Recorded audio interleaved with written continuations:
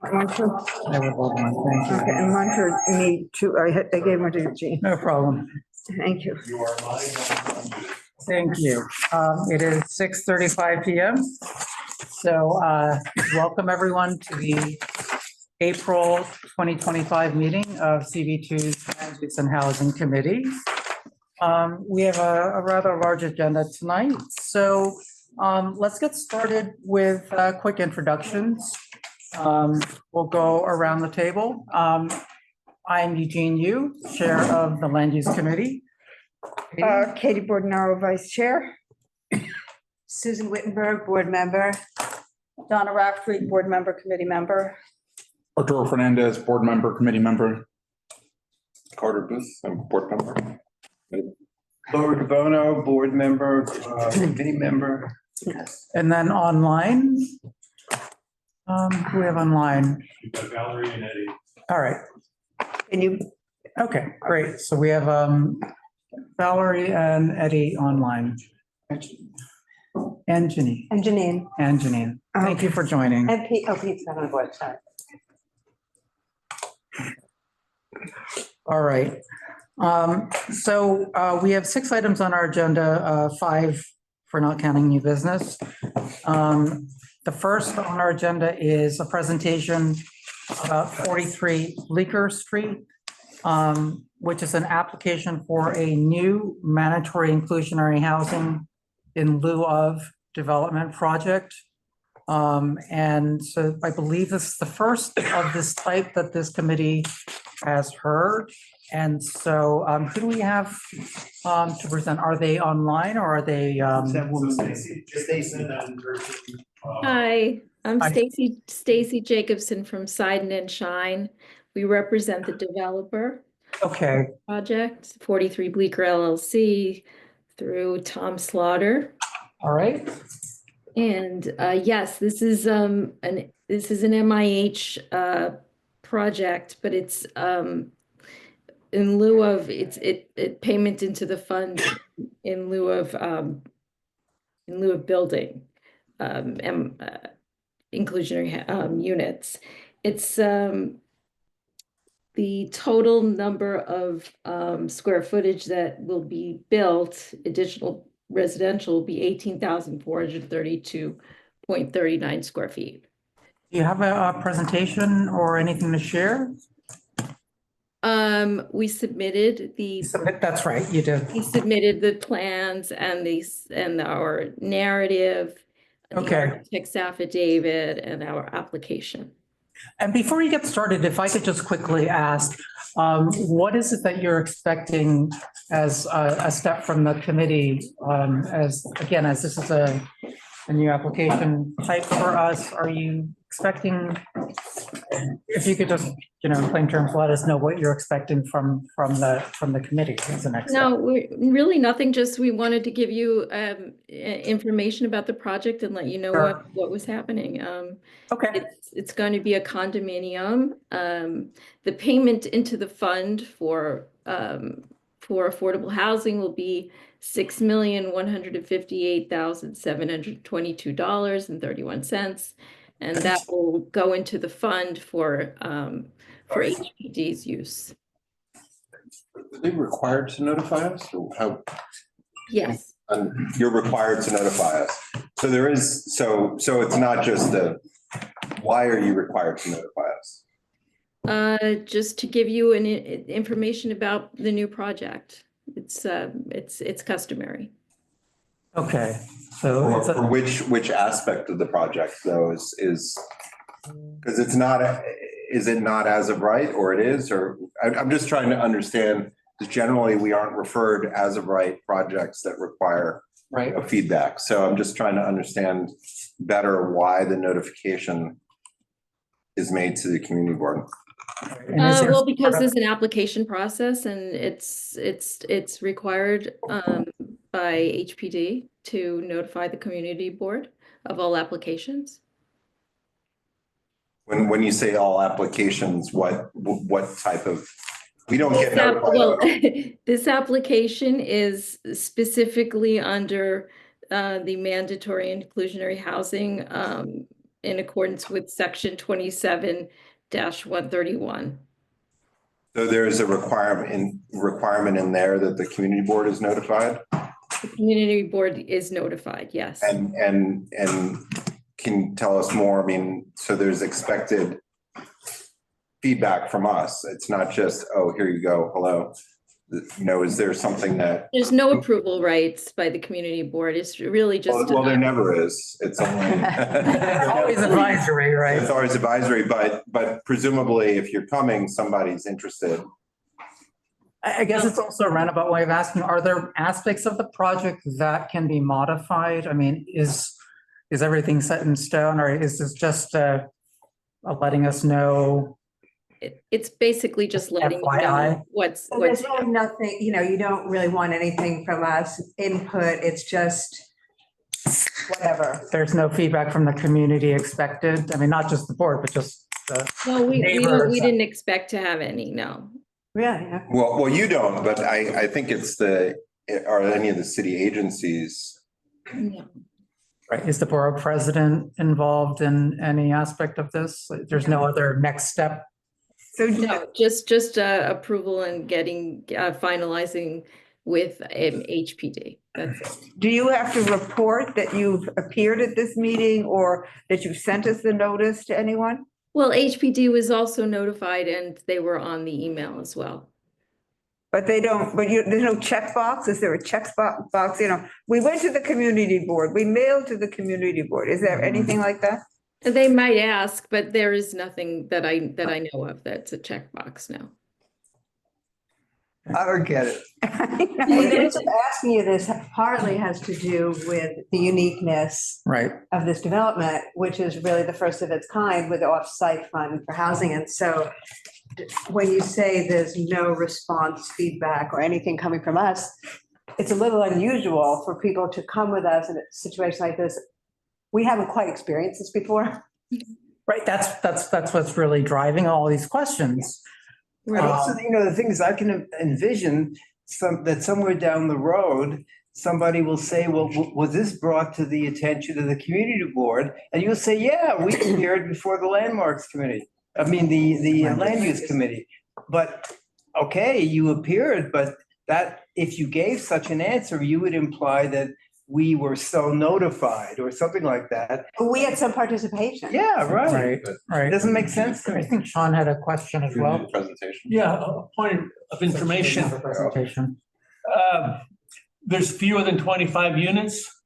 Yes, there are 11 units that will increase the project, yes. So I thought that this will only be triggered if you have less than 25,000 square feet. And it is less than 25,000 square feet of new residential floor area. There's 18,432 that will increase. And what was the rationale for paying in lieu versus developing on site? It's a small project and that was, Is it just economically more feasible to pay into the fund versus? Yeah. Okay, and could you repeat the payment amount again? I think I missed that. sure, $6,158,722.31. Reading my yearbook. Okay, that's a $12.15 a square foot, all right? No, it's calculated based on the Formula. the code. It's $12.15, I thought. So, Can you walk us through how you calculated the square footage?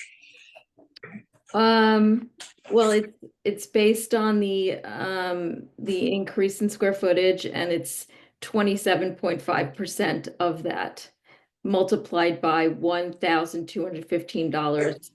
Can we just walk through the diagrams and you can show us on each of the floors where you're calculating that from? There were some questions. I couldn't do that. It's probably too complicated. It's the architect. Too complicated? I mean, it's only 5 floors, right? We just need to know the areas. Well, I have the total square footage. I couldn't do it floor by floor. But I just want to visually see which areas in the building, because the building's large, is significantly larger than that, right? Yes, it's based on the new portion.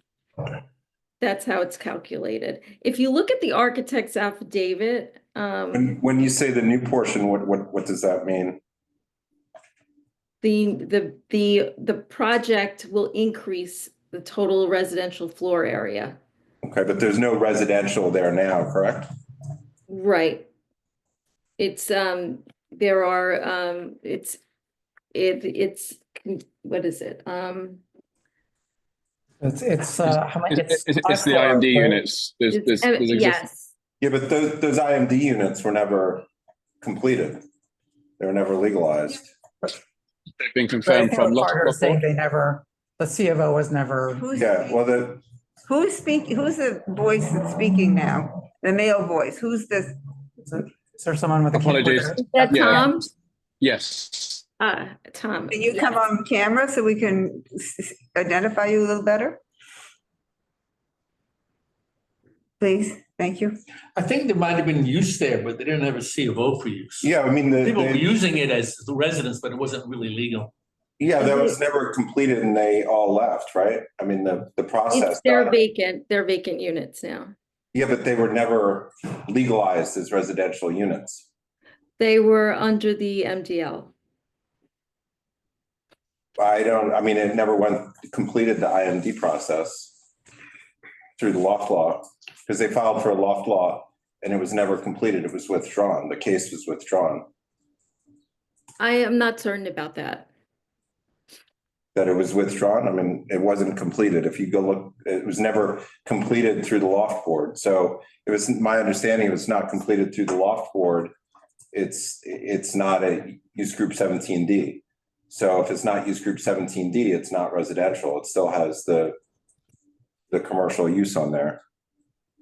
So, and if that's the case, that should be calculated into the square footage.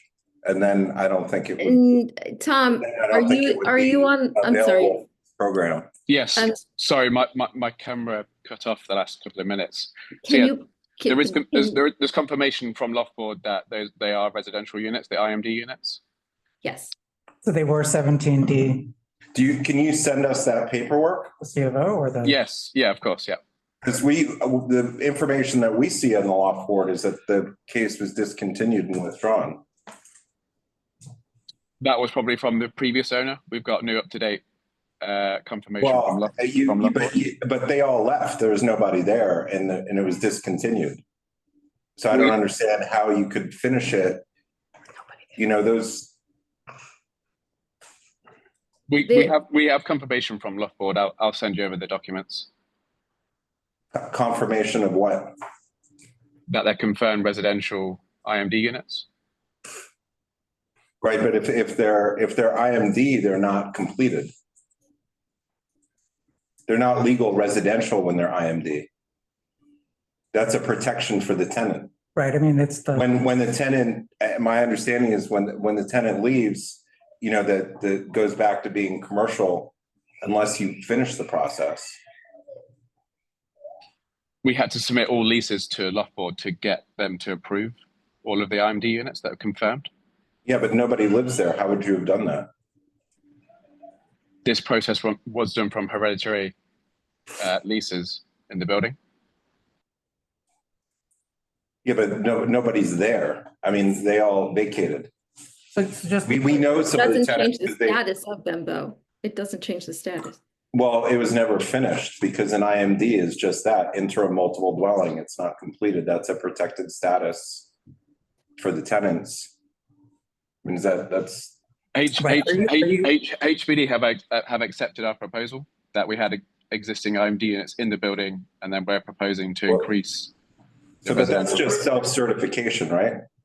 So what paperwork will you be sending us? Is it the final C of O for the? I mean, that's just self-certification, though. No, we can't get the C of O until we start construction. So we're refurbishing the IMD units, and then we're. No, but an IMD unit stands for interim multiple dwelling. That is not legal. It's the person who's in there is protected from being evicted by the landlord, but it is an interim status. And it only becomes residential when you sign off on the final C of O and that's noted on the certificate of occupancy. Yeah, And that correct. would be Correct. So 17D. And that was never done. That was never finished. It was withdrawn. so we're combining that to get a CO on the entire building collectively. Yeah, but what I'm saying is combining what? That was discontinued. The IMD units and the new proposed residential footprint? You have residents in the building now? No, Okay, so. but those IMD units need refurbishing, so we've had to vacate Yeah, everyone out the but building. so nobody we can live in the IMD because you can't switch it around. That's why we have hundreds of tenants in non-completed IMD buildings throughout our community that are in limbo because the landlords have taken years to finish the process. But those don't become residential units until the process is completed. And the certificate of occupancy reflects, because the landlord's done all the safety work, all the. Yeah, that's why we submitted all plans from DOB that have been approved for the whole building. So then we can get a CO on those existing footprints plus the new footprints. That makes sense? No, it doesn't, because that's an old process, because the use group 17D before was the only allowable residential use within the zoning district. And so now we have this change that's happened. So I'm not sure I'm understanding how you're using the old and the new and mixing them together. Because now residential is as of right in the community. And it was not before the rezoning. Tom, we have the IMD registration information, right? We can supply them with this information. Yes, correct. Yeah. But it's not completed though. If it were completed, Carter, what would it be? What would You'd the, have a certificate of occupancy that reflects that would show use group 17D on the certificate of In occupancy. case that they don't have a CFO. Right. No, but we will have a COO once we've started the refurbishment on those units. But currently you do not.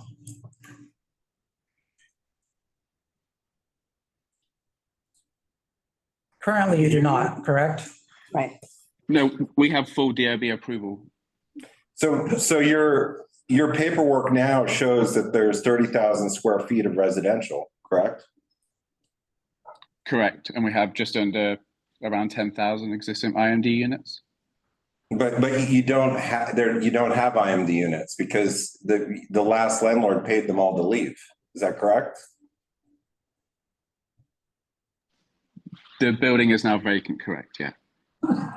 okay, so Carter, are you saying that unless someone is living in the unit, it cannot be IMD? Right. There's nobody to process the loft board claim. It's Right. probably a commercial building. Yeah. But we have the loft board. We've been through the whole loft board process the last 9 months to get all of these certified as IMD units, which we can send over. Yeah, but an IMD unit is interim. Yeah, and we're proposing to get a CO on those IMD units once we've brought up the building up to regulation, because it's currently not up to regulation. But they're not IMD if no one's living in them. Correct. Obviously, we can't do work in a building when there's tenants in the building if we have to install new fire alarms and fire escape. How was the IMD process initiated? All through Belkin-Burden. I can pass you on all documentation from Belkin-Burden and get your representation. No, but I'm just saying, how did this process begin? Through proving that people lived in that building over the last 20 years. Wouldn't it be correct to say that the tenants filed for protection because there are more than 3 residential units occupied in a commercial or in a loft building with full knowledge of the landlord, and so they were filing for protection of their homes? Isn't that how most loft board cases are initiated? I'm not too sure. I'd have to speak to Belkin-Burden on that question. I don't believe that it's an action that's initiated by the landlord.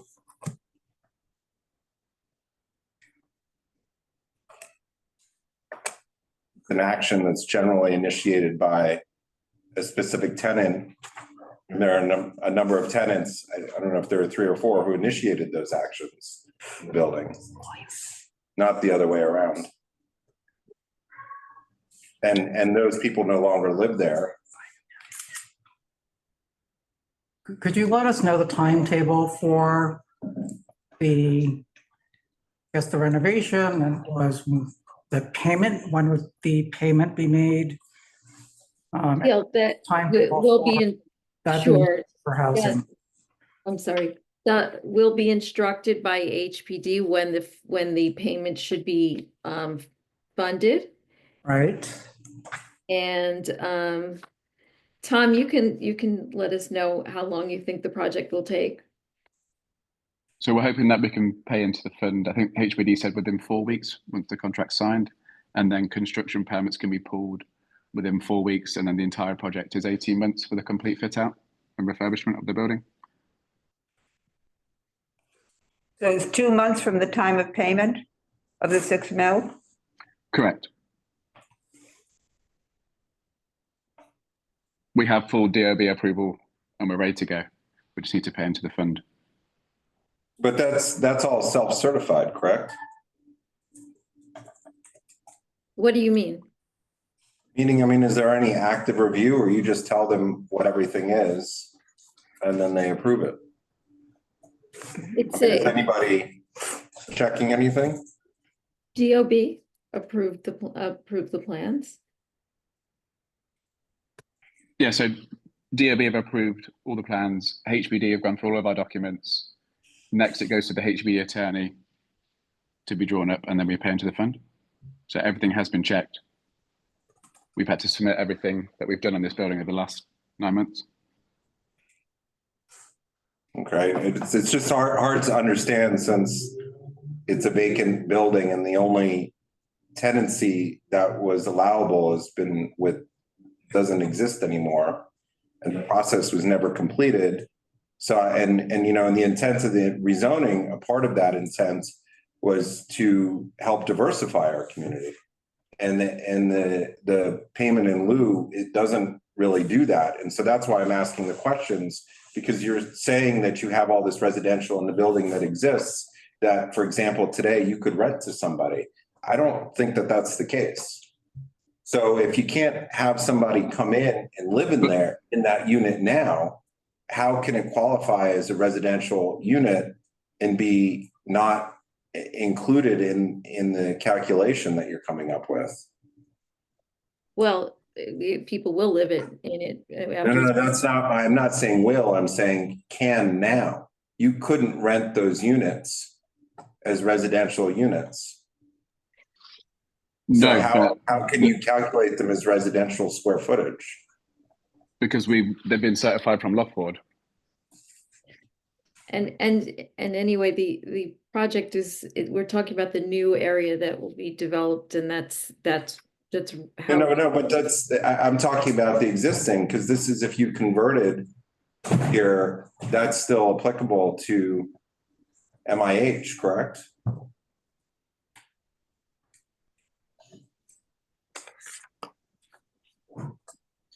Not the existing Loft Board footprint of the IMD units, no. The new space, yes.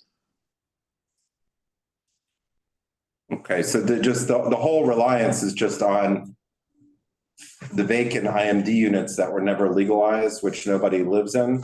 You couldn't go and rent right now to somebody. Not in the refurbished.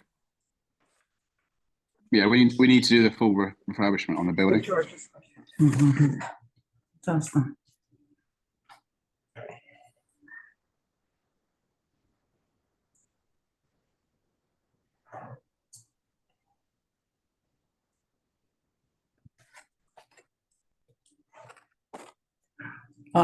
Was there any consideration given to possibly developing affordable housing, or was it always the intent to pay into the fund? Well, because the smaller project, it's, the intention was to do the fund. Always, okay. Okay, And that money will be used for affordable housing as needed, however HPD determines. Right, within a certain number of years, right? Yeah. Whereas, 10 years in our community board, if it isn't spent, then it goes elsewhere in the borough. Right. there's a timetable for, or timeline, or deadline for this one to be used. 10 years, right? That's, yeah. 10 years, okay. But once it goes into the fund, it's not about Attract- yeah, I mean, it's in a fund. It has nothing to do with them any longer. Right, right. It's no longer part of there's no more association with your developer, right? No. Are you aware of any other developments going forward in our community board where it might be used? I'm not aware of it. That would be a question for HPD, right? Yeah. I assume. But They they're don't not have to be aware. aware. Has your firm had other types of these projects where you paid in lieu of? It's rather new, so no. Okay, all right, Okay. all right. Any other questions? Just want to go around, make sure. No, okay, online? I think, do we have any committee members online? I don't think we do. He raised his hand. Oh, yeah, if we're done with committee questions, let's go on to Pete. So you can speak. Yeah, thank you. Pete Davies. I was on the Envision Soho NoHo group, representing Broadway Residents Coalition, representing mainly renters. We were told at that time during that process that the in lieu fund is a phantom. We were told that by Borough President Gail Brewer, that it's the money, maybe it goes in there, but it never comes out where you think it should be, and it's never found.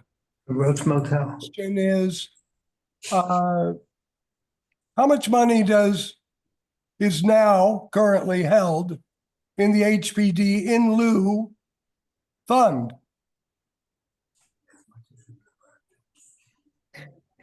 I don't know. I suppose anybody could ask HPD. Okay. Where would you propose in CB2 that this affordable housing money be spent?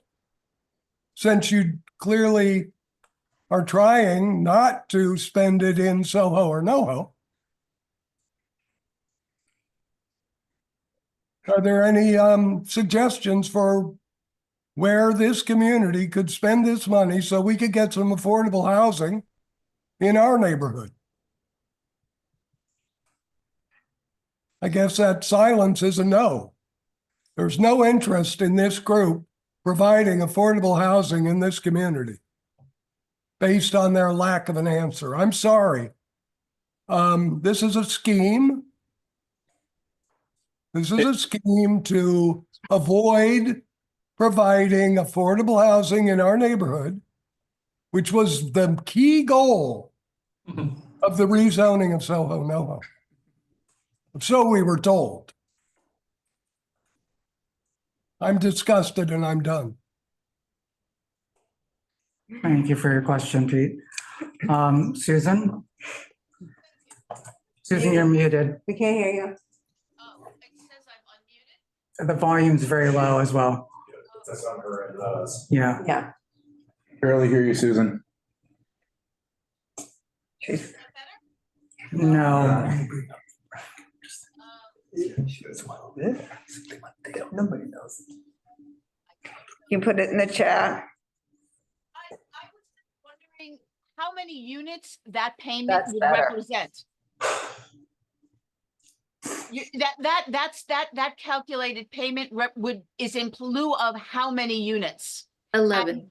11 units of affordable housing. And just as That's a 6 million. question that I'm putting out there, could somebody actually get 11 units for that kind of money? No. Yeah, Thank you. especially when there's no location. Thank you, Susan. Sean? Yeah, just apropos, it's not a question or a statement, but Bo will confirm this. A bunch of us, I found my building in 81, it was a wholesale cardboard company. And the old guy moved out and we moved in, but we had to pay $30 a foot because toward a fund for displaced wholesalers. It was called the BRAC tax, BRAC, Business Relocation Assistance Corporation. And we had to come up with $30,000, which was like about 10% of our down payment. And now that I Googled it, and you can't find out where the money went. And at a zoning committee here about 15 years ago, I think it was Howard Zipser, the zoning lawyers, no one knew where it went. It goes in there and it goes into like the general fund after a few years. So that's what happens with these things. That's the history. Well, I think that, going back to Susan Kent's question, which was very good, we understand you're coming here, Stacy, is just sort of pro forma. You don't have to, you have nothing to say, there's nothing to discuss. He has to notify us, it's a requirement. Oh, you have to notify us, but there's no discussion necessary. approval. But, so clearly you've heard our feelings, which is that $6 million to us is an insult. Anything to add, or should we just keep repeating ourselves? You get sued for that. Right. Stacy, I think You're muted, Stacy. you're muted. Just like us. Sorry. No worries. Yeah, no, I understand that, but we're following the code and, Right. And the project is, increasing by 18,000 square feet or a little bit more. And these are the parameters under MIH. Is there anything from your perspective that would encourage developers to provide on-site housing, affordable Well, housing? this is a small project. There are larger projects where they're building. Right, but it's a small project. And of course, it would encourage you're required to build affordable housing depending on the size of the project. Okay. So I just add, so you have all these 30,000 square feet or whatever of what you say is IMD and already residential, but my recollection of the units that were actually occupied in the building, having been in a couple of them, as they were very small and there are only 3 or 4 in the building. And so I'm just wondering how you get to 30,000 square feet and if that's just using the whole floors or what? If you look at the plans, that perhaps it would be helpful, I guess. So one of the largest IMD units was the top floor. I'm sorry, Tom, what were you saying? One of the largest IMD units was the whole entire top floor. Then there was smaller ones throughout the building, which has all been confirmed by Loft Board. We can forward copies if needed. And is the project planned to be floor through units? Is it planned to be 5 or 6 units or? No, 11 units in total, like a mix, 11 units in total.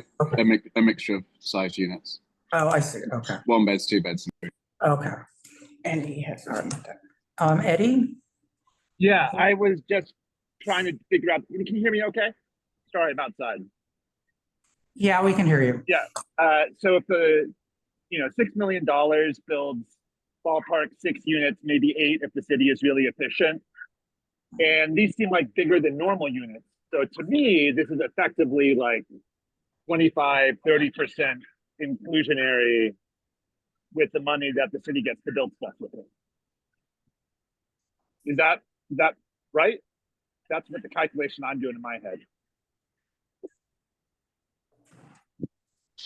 There's a set calculation from HBD, which we've done, which has been worked Yeah, no, out. this is not a question for you necessarily, but I don't quite know what the inclusionary you would have to build on your 11 unit project would be. I assume it would be like 2 or 3 units. Is that right? And so the trade-off is $6 million or something like 2 or 3 units for an 11 unit project. But I guess that's the balance I'm curious about. Yeah, that's reasonable. 25%. Yeah. People are nodding their heads, Eddie, your calculations seem, correct. Cool, then that's Rough as they are, yeah, rough as they are, that they're roughly, everyone's sort of nodding. great. Cool, then I guess I'll save any additional comments for later. Thank you. Thank you. Okay. Is there anything else? Yeah, Stacy, you mentioned the plans, right? Were you willing to walk us through the plans? I'm looking at page 2 in the architecture drawings that were proposed. Could you identify which are the baseline residential square footage units that you're referencing and which are the additional new ones?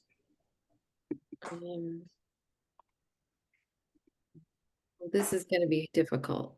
Yeah,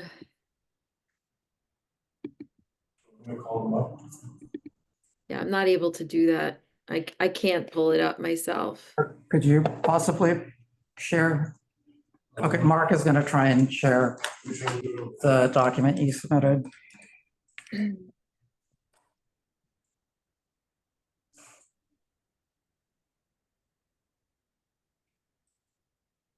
going to ask another. Yeah, Mark is going to try and do it.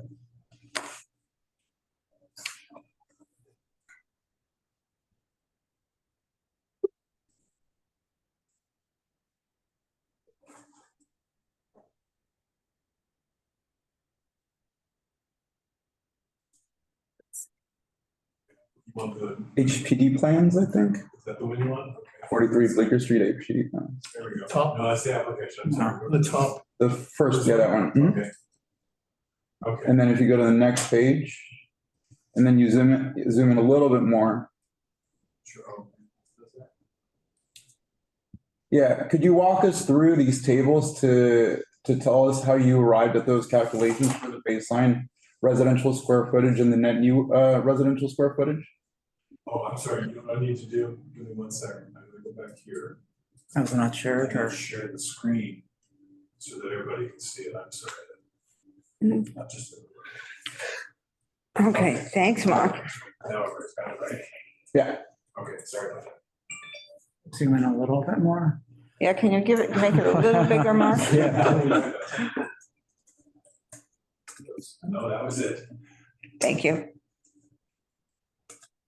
So which one, the right hand or the left hand, Arturo? Well, that's what I'm trying to get at because I'm Yeah, seeing it's the right hand side one is the existing IMD square footages on each floor.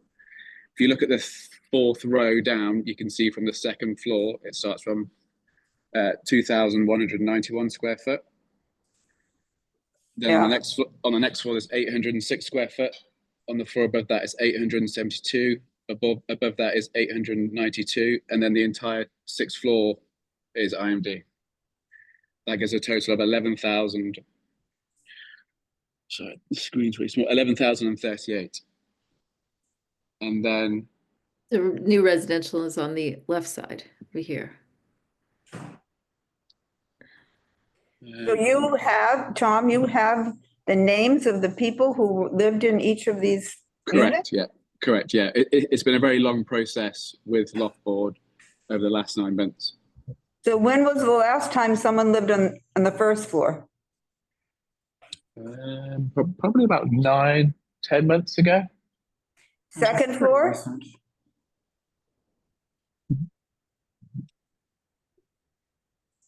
I'd have to dig out the lease. Can you go through each floor and tell us how long ago the person lived there? People were in that building within the last 18 months. Everyone. Carter, does that sound right? But I'm just looking at the Loft Board order. Loft Board order 5276. And it shows that the previous owner of the building discontinued this application at some point. You're probably looking at an old record. We can circulate an email I was asked a question, I'm going over the history, right? And it looks like you guys reinstated it as the current owner, not so. And all those tenants, unit 306, 406, and 503, they all left. And those were the 3 units. Is that correct? No, there was more than 3 units. What were the other units? I'd have to dig out the loft board information for you to give Yeah, the 'cause exact. I'm just looking at it. Those were the 3 items. And it says here on August 2nd, 2023, the loft board initiated an application for removal of 4349 Bleecker Street from its jurisdiction. No answers were received. And then in his later letter, in August 30th of 2023, the owner rescinded the DOI forms because it intends to legalize the units for residential use. But I believe, weren't the tenants, hadn't they already left by then?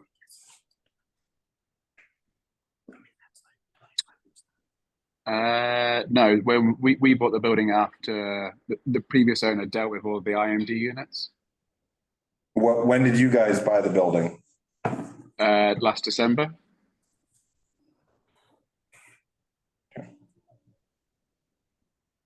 December 2024 A year or ago 2023? months ago? What year? Sorry. Tom, what what year? December 2024 or 3?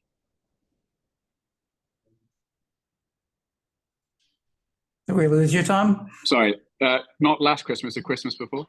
2023. When you purchased it, was the building empty? Correct. And the IMD process was in fruition when we were purchasing the building, and then we finished it off. Okay, but the building was empty in December 2023. Okay, all right. And then I had another question on the calculation. I'm showing that the lot area is 6,700 square feet. And, Correct. and you had said there's how many square feet of existing residential? 12,396, That's the existing residential? correct. So that's roughly 2 full floors? Yeah, correct. Thereabouts. You've got staircases and elevators. Yeah, not far off. And the new residential zoning floor area you see right next to it is the 18,000 number.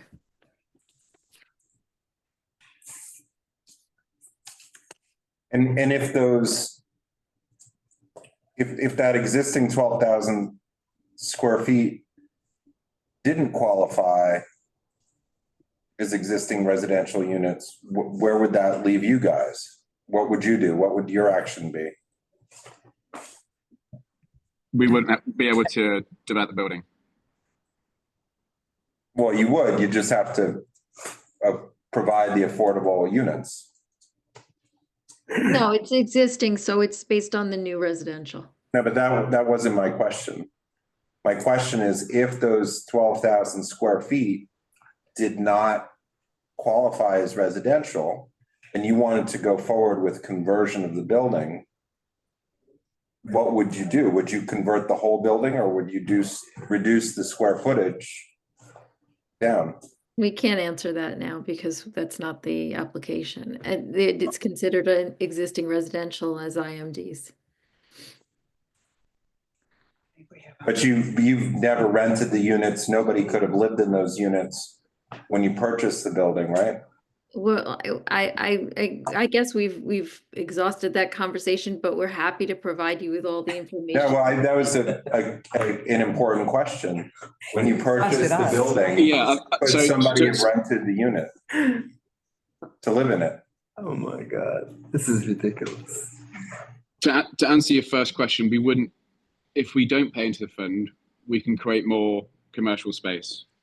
So from our point of view, it's good to pay into the fund. We get to do what we want to do for the building. It's a stunning building. And we want to bring it So back the to life. goal is to avoid creating any affordable housing. And Well, that was the intent of the and that was the intent of the rezoning. We're not avoiding it. We're paying into the fund that goes towards affordable housing. Okay, all right. All right, any other questions for the applicant? Or I don't know if to call you an applicant since you're not They're not applicants. expecting. The notifiers. Yeah, the notifiers. Any other questions from I the guess committee or? in addition to because they said they would share with us the information from the loft board. It'd be great. They said they would send us the documentation of the current status, right? Yeah, that's fine. Yeah, absolutely. It would be great Just let us to, know where you'd like us to send it. I'll put it in the. If you could send it to, I think the address you've been using, I think you probably have Mark's address or Florence's address. it would be great to get a clear timeline of the last time there was a resident in the building who was living within the IMD status, when the building was bought, when you initiated the loft board process, and when it was made official that the units were IMD certified and had become quote unquote residential. Because I think they didn't initiate the IMD process. Yeah, but they submitted the paperwork. Yeah, But they didn't initiate. the loft board, right? Because he said it was withdrawn and then it was reinitiated. Yeah, they Oh, reinitiated. okay. The paperwork would probably have that on there, I would think, no? But we'll follow up with you if we don't find it. Okay. Yeah, that's fine. Yeah, no worries. All right. Well, thank you. Okay. Thank you, everyone. Thank you for your time. Thank Okay. you. All right. So let's move to our second item on the agenda, which is the results and discussion for the fellowship program, the research land use in CB2 in Manhattan, temporal study. Do you have a presentation that you could distribute to us as well? Yes. Okay. What's that one? Okay, but nothing over email or, I'm sorry. Oh, that's the last mile. Okay, thank you. That's, Sorry, that's, thank you. that's not. Mark, what's the best? He has a Google slide. Oh, sorry. So are you in the meeting? Can you log into the meeting and then you could just share it? Call up our calendar. So go to manhattancb2.org. Okay, you're in the meeting. Okay. Do I have to promote you?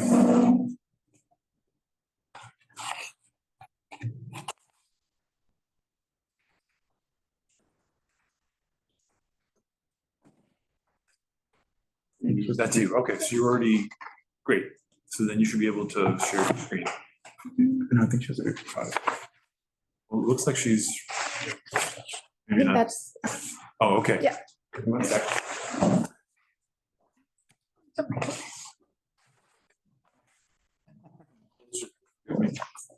All right, so.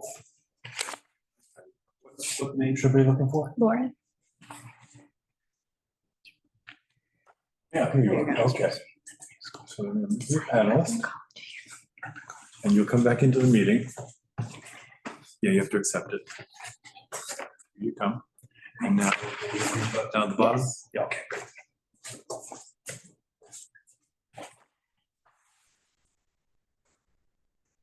All right, in the meanwhile, I'd like to introduce everybody to Lauren Leiker. She is our fellowship for the City of New York fellow. She's working, has been working for the past 4 or 5 months, roughly, on understanding affordable housing here in CB2, working with a number of data sets. I'll let her go into the details. She's a master's student at the New School in Design and Urban Ecology. And she also recently was accepted into a PhD program at Columbia, which is super exciting. So congratulations for that. But also take it away.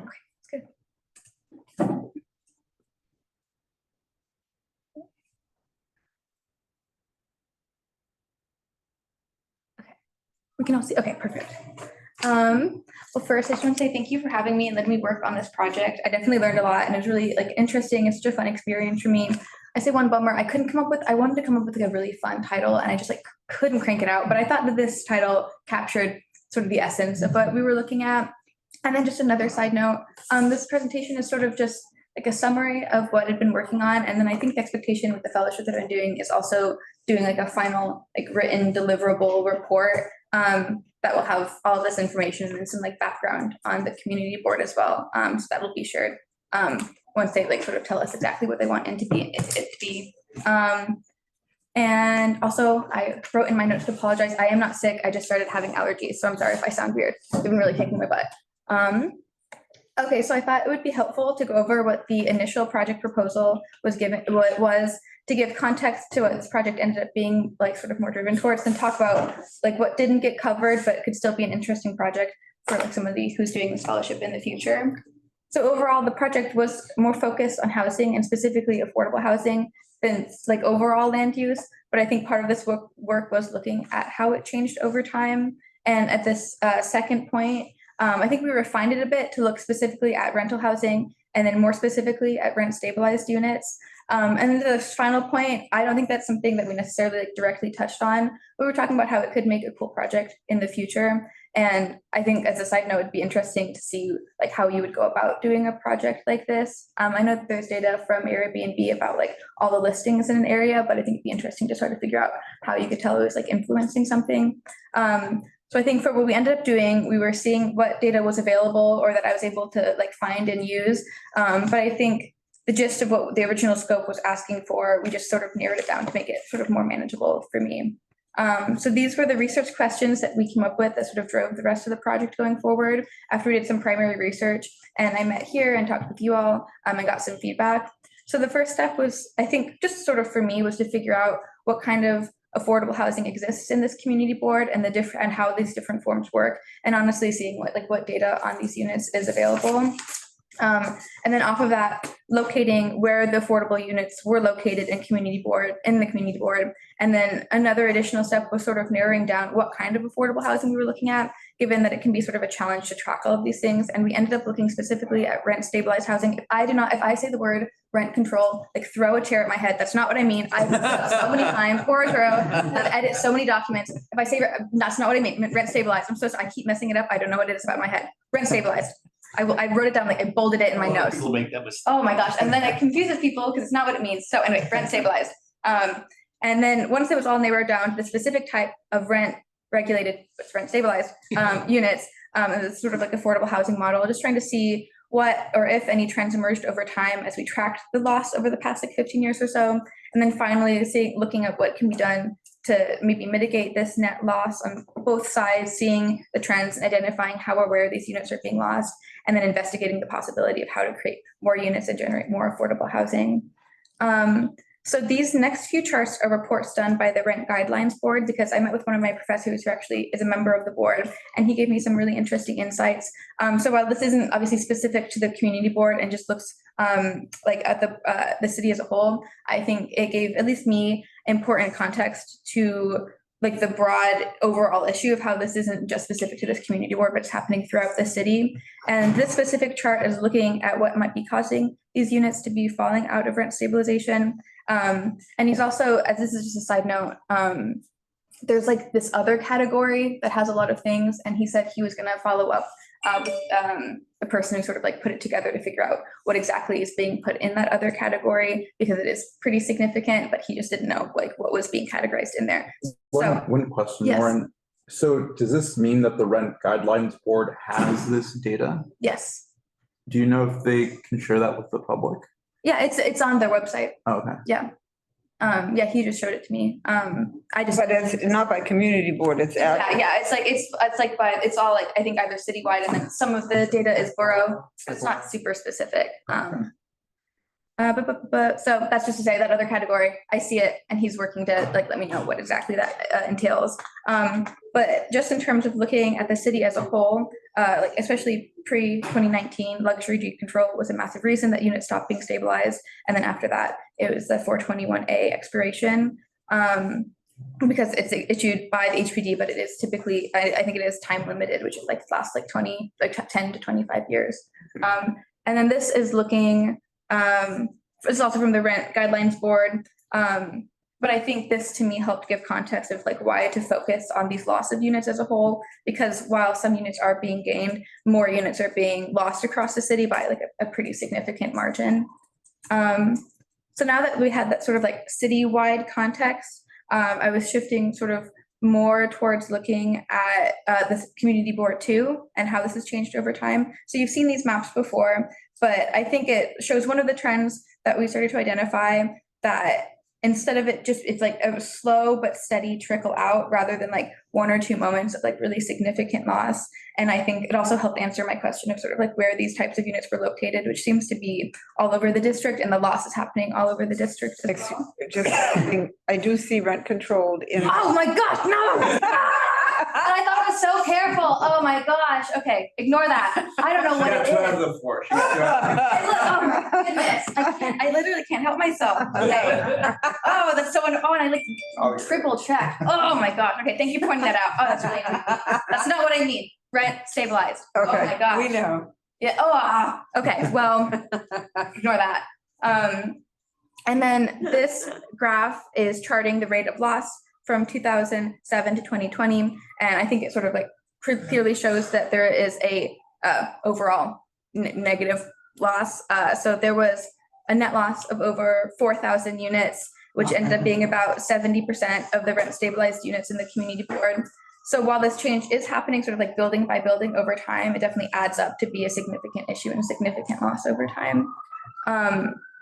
And then looking more specifically at the data that was taught, like was looking at the loss of the rent stabilized units. Also,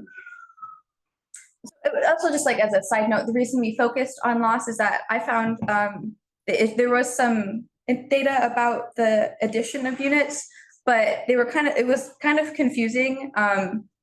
Obviously, one is that loss is like a bigger issue, and then two, some of the information about the additions didn't really super make sense. I tried looking at it multiple different ways. I talked to my professor, and obviously the Bartura helped me look at it as well. But there wasn't like this really clear pattern of like how or why units were being added. And then where was the gain coming from? I mean, could you identify specific buildings? I think that was like part of the issue. Was it new construction? It was in it was in like both, as far as I understand, in both. Something that we talked about was like a potential issue is that the way that the data we were using was collected, it was just like if they filled out, I think it's obviously like a tax exemption, was looking at this tax form and if it did or did not have this exemption. But there were some buildings that like randomly that have existed for a very long time had a bunch of rent stabilized units. So our sort of feeling was that there were times that the landlords or the managers of the building didn't put down that they were using this exemption, and they did. I think that at one point in time, there was some sort of like fine if you didn't like write it down correctly. So that we were just a little, I guess we're like a little weary that this data was necessarily completely accurate, which is something I talk about later. So it's like a fallback of using a fall. So, I mean, is that number, I mean, it's just, yeah, that's why I put the there's 2,000 new rent stabilized. Yeah, that's why I put the little asterisk as something that we were like, this is what the data was saying about the additions, but we weren't 100% sure that is. We don't see it. I mean, yeah, and I can't imagine. We don't see any evidence of that. Yeah, that would have made the news. That's why, just to justify why we were looking at the loss, I think that is information that is more clearly an issue, and B, information that is more accurate, which is why I put the gain sounds like something they want you to. This is citywide or in? This is specifically looking at CB2. But I think this is CB2. Yes. CB2. So, but I think that the gain is a reporting is a change in reporting. Yeah. I would accept that. That's what our feeling was. Awesome. Okay, because like we were just like, that's why we focused on the loss, just because it just seems more realistic, and I think the information on it is more accurate. I mean, if it go to this, the total loss, I'm not sure I understand. Is that 6,407? Yes. Because I think it's very confusing that it's using A period. a period. Yes. Because you're doing units and Yeah. other things, and it's not clear that the Right. total, Right, it could be 6.4 units. Exactly. yeah. That'd be crazy. That'd be, guys. Well, no, but that'd be an average, Yeah. right? Okay, Mhm. I will add a comma. Trying to be. So I mean, if we said the 2,000 units was like just like, I don't know, just reflecting the bad data, then is the total loss actually like 8,000? It would be 6,000 would be the total loss. Okay. So I then, mean, and that's probably also an underestimate, Yeah. right? Because again, I think, what was the 2023 law or 2024 law where they start getting fined if they don't register their rent regulated units with the state? So this only goes to 2020. And so there have been some work that we've saw online that folks have like brought in the DHCR rent rolls and some other because it's combining a bunch of different data sets. It would be curious to see the consistency of units that are rent stabilized 2020 onwards, right? 2019 was a big year for rent protections. 23, 24 new rent protections and legal requirements kicked in. So I think that's part of the picture that's kind of missing. So what's the total number, just to put this in a little context? I mean, it's a loss of 6,400, but what's the total number of rent? remaining, Yeah, what's the total It's number on the in previous- CB2? isn't it the previous slide? Like 6,000 out of how many? Yeah, exactly, right. So Out of there, 8,000 or Right, 20,000? 200,000. So what is the, Roughly 10,000 as of 2020, is that right? You know, I would want to double check that because I don't want to give you like the wrong. I think it's 20,000. I think 20,000 is the current, I think that, I've seen that. the current number? Yeah, pretty, or, you know. there also may be a number of buildings where they're still paying a tax when it's not regulated from the past, because accountants, particularly, there's also been a change in the ownership of a lot of buildings where I'm not sure what that relates to in CB2, where there's a purchase of buildings by larger companies, et cetera, as opposed to what we used to have, which were much smaller landlords or small landlords that own small amounts of buildings, whether it's 10, 20, 30 buildings. We have quite a few of those as well, but they may not have reflected or updated all that information. Yeah. Because it's tax data, and I don't know if that amount is substantive enough in a tax collection basis that somebody's really going through it with a fine tooth comb and communicating within the They might be going off structure. last year's tax return. Exactly, and just moving it over. And if we think of the last presentation where who was living in that building when, I mean, they're not rent stabilized, but there seems to be a lot of murky data. People are happy to, If it some had of the gone people through are using it IMDA. to their advantage, right? Well, I mean, if they had finished the IND process, they would have been stabilized. Exactly, so. We can see some of your challenges. So then, just sort of trying to, I think, circling back to sort of explaining why these units get lost. This is again from the Rent Guidelines Board, and it's specifically, is it looking at, no, it's not looking at Manhattan. And this is, this is from a report on 2017. I looked at previous reports, but this is pretty emblematic of pre-2019. What was the reason for these units being lost? Oh, it is by borough. And the explanation pre-2019 was luxury decontrol. And then this is 2019. This is the most recent report that they put out. Then would be the 421A expiration.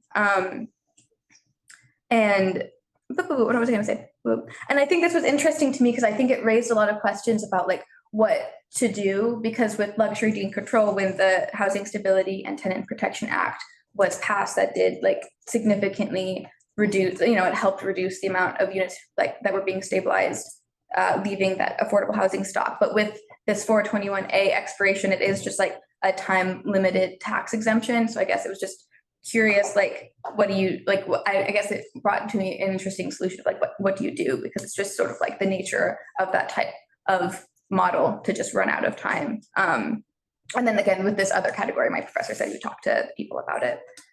What happens when 421As expire? Like if a tenant is one of those units? I think they just have to leave. I mean, I think it depends, but yeah, I think. No, the 421, I mean, the tax The exemption. abatement? The abatements expire and that's the end of it, no more abatement, but you have to pay, mostly they're co-ops. So there's a maintenance. So the property tax goes So up. the maintenance for the Goes up. co-op owner goes up. Goes up. So whenever people buy a co-op, they know, see, 10-year tax abatement. Or you know, 25 yeah. or whatever, right? 2029, that sort of thing. It's a big The incentive, short answer you know. is your property taxes go up. right? But there are 421A rentals on the Upper West Side. I don't know about that.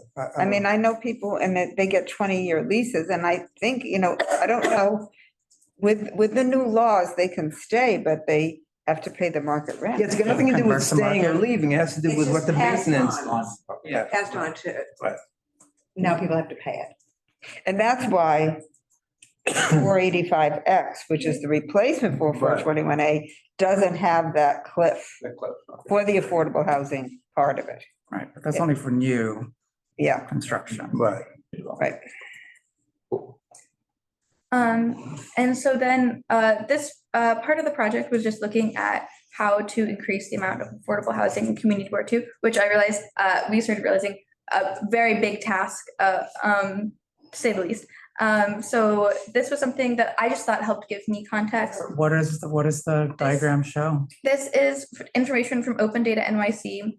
So the yellow zones are historic districts and the blue dots are affordable housing projects built under the Housing New York Plan or the Housing Our Neighbors Plan. As you can see, there's just not a ton that happened in Community Board 2. And I think that this speaks to the challenges of building new things and new housing in the district. So sort of understanding these limitations helped inform the way we framed the next stage of the project.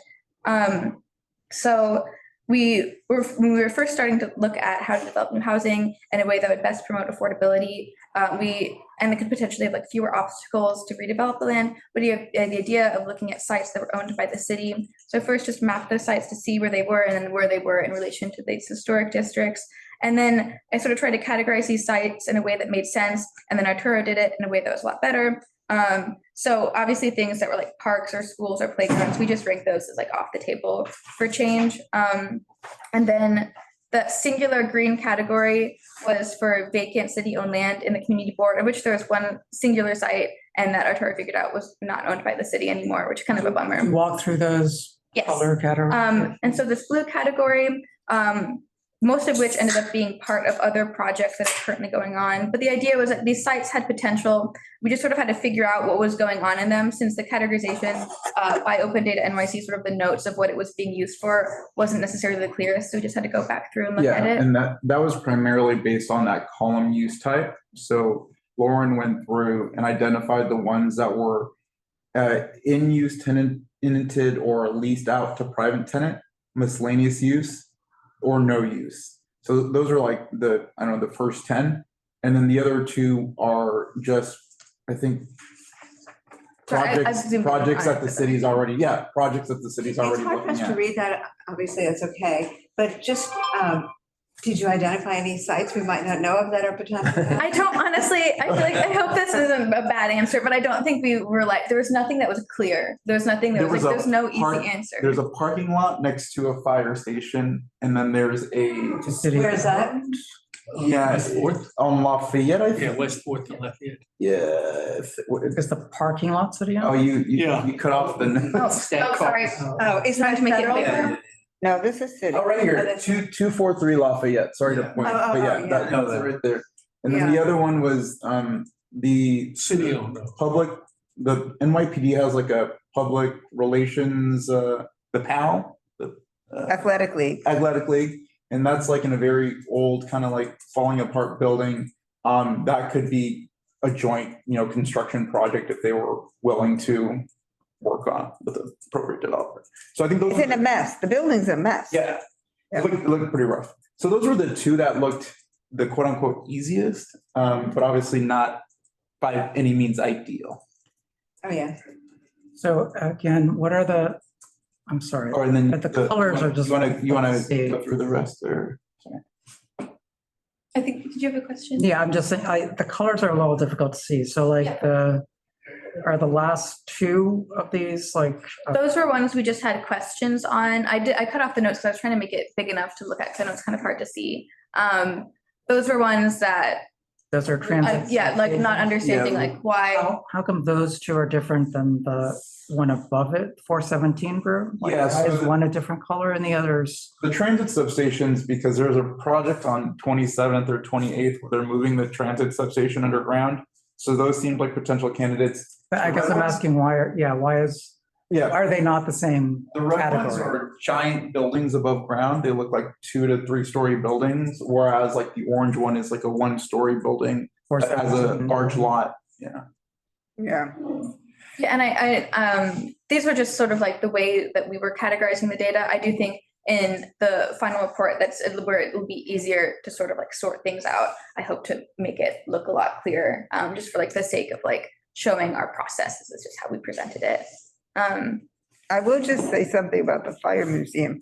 I don't know if anyone's noticed I that read the article. and yeah, the New York Fire Department is suing Disney for the destruction of that, you know. Oh, yeah. Really? It's been closed for about a year. Yeah, but they're Yeah. suing Disney because the they're saying damage? Disney caused the damage. Probably did. Yeah, there's the Wow. article in the Post was just the other day, right? I didn't see it. Oh, from their building there. It's been closed for a year. Yeah, I know. Okay. I feel like I've been talking for so long. Oh my goodness, I'm so sorry. So this final section is to hopefully summarize up some final thoughts. I use the word recommendation very lightly. I find it very intimidating. I would say these are open and curious suggestions. So I humbly present my recommendations. I think seeing how these rent stabilized units are currently being lost because of this exemption running out, which isn't necessarily, I don't think, anything we can control, but I think possibly just being aware of it is important because it can help show why prioritizing affordability in these other projects that might come about is important. And like you said, there's the 485X program, encouraging people to utilize some form of affordability, of an affordability model. Seems really important to everyone, but could be one way to sort of stop the gap a little bit. And then looking at creative and adaptable ways in this district that has so much, that is already so developed, in order to sort of perhaps build something that is more affordable. I don't feel like I have like a particularly great satisfying conclusion for this. I honestly like left feeling like this is very complicated issue. People have been thinking about it for years. Yeah. It's Don't definitely, worry. I was seeing the project some of the other people in my program got. I was like, guys got it. Like You got a tough area. yeah, a very interesting area. I do feel really like lucky to be able to work on it because it feels like I learned so much.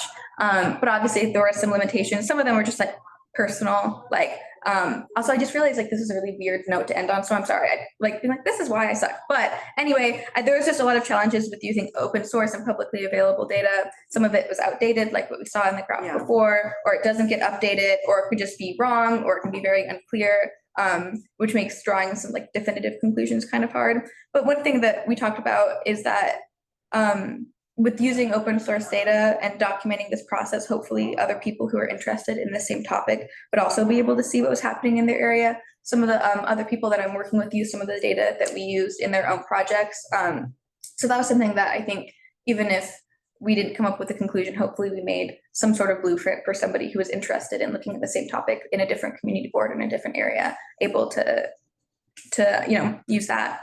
And then sort of like the next steps, I mean, I hope I haven't put you off from this fellowship at all, but if someone was addressing those other land use and housing trends, that sort of was like that third point in the initial project proposal, I think would be really interesting. And then I talked a lot with my professor about this, which is not something that we ended up getting to in this project, but was just looking if there's any area where the FAR and wasn't being completely utilized, if there was something where could use as of right zoning to sort of build up and build affordably, which I think I was trying to think about how you might do that. There's like this huge data sheet from Open Data NYC that technically I think has the FAR of like every building. So you could, I don't know, I think it'd be pretty maybe complicated, but I think that could be interesting as a project in the future.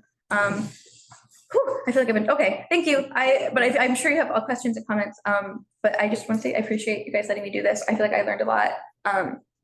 And now I'm kind of scared, but Thank you. yes. Thank you. Thanks. I was gonna point out one thing. Yeah. Our last application Mhm. that we heard, the first one is a landmark building. They're adding to it. Which are all, just to give you, so landmark structures can be adapted into affordable housing. There's not a, there's nothing precluded from that.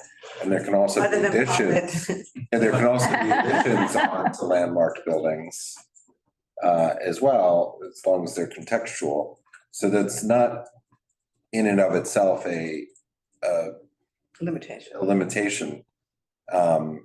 So I just bring that up because we see a lot of that, and landmarking and conversion if you're converting a building without dramatic exterior structural changes, Yeah. you wouldn't require And you'll see more of that. significant, Facade.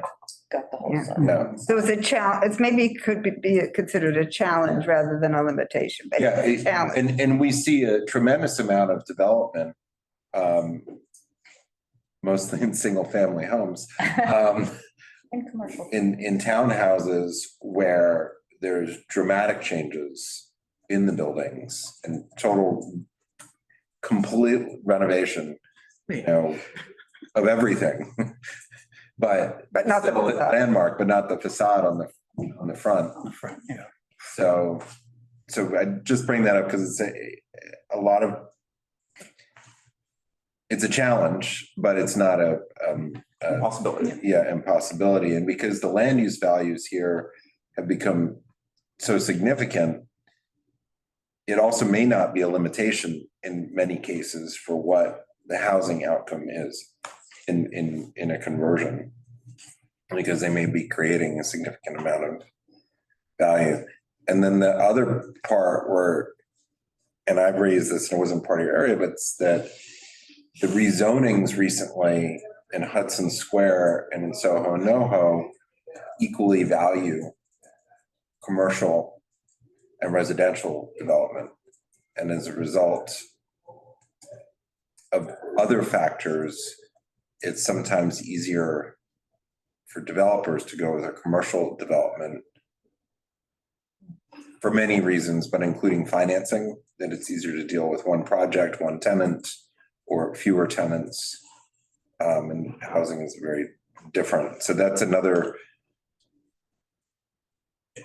area that comes up here. And I don't think that Hudson Square is mapped for MIH either. And when you say equal value, you mean that they give them the same FAR? Or Yes, or even in some cases it's easier.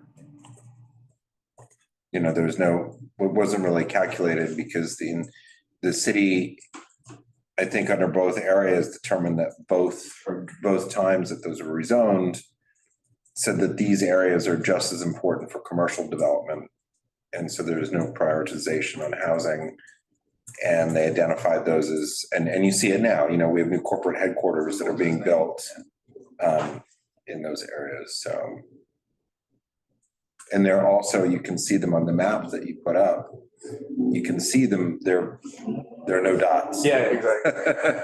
Or very few dots in those areas. And so, because there's no housing in those areas. So. Any other questions, comments, feedback? Other questions? No?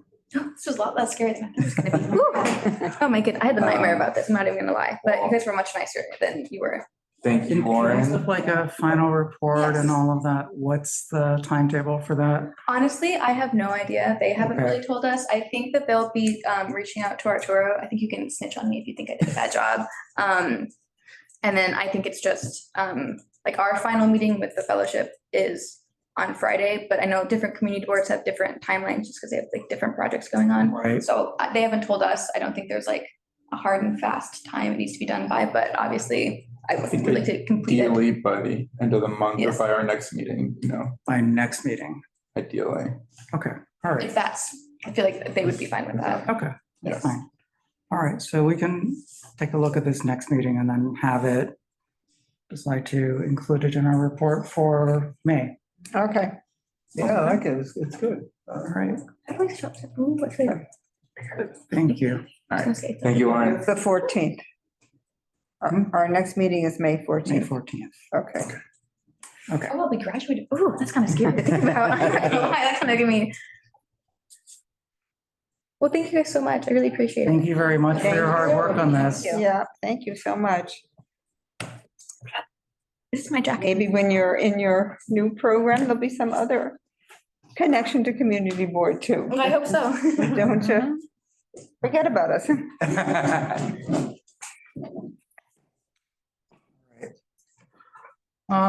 Okay, so next on our agenda is what's DCP is calling the last mile facility text amendment.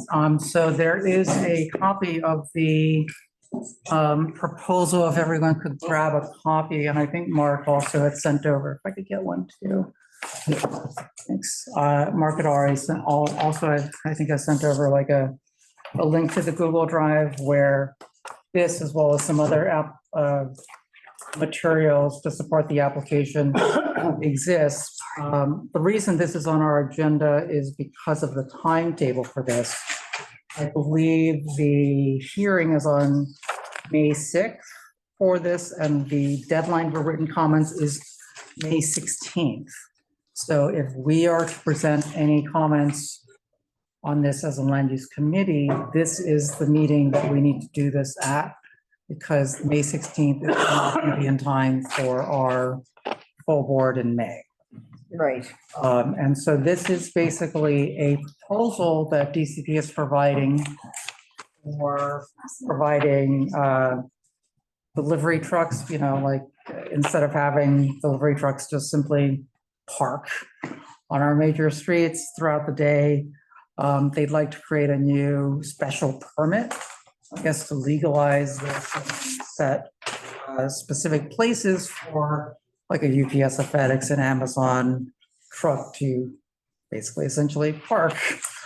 I don't think it's actually for the vehicles, but it's a distribution warehouse to then distribute it out to a smaller vehicle to basically take it to the individual homes in the district. It's a big problem.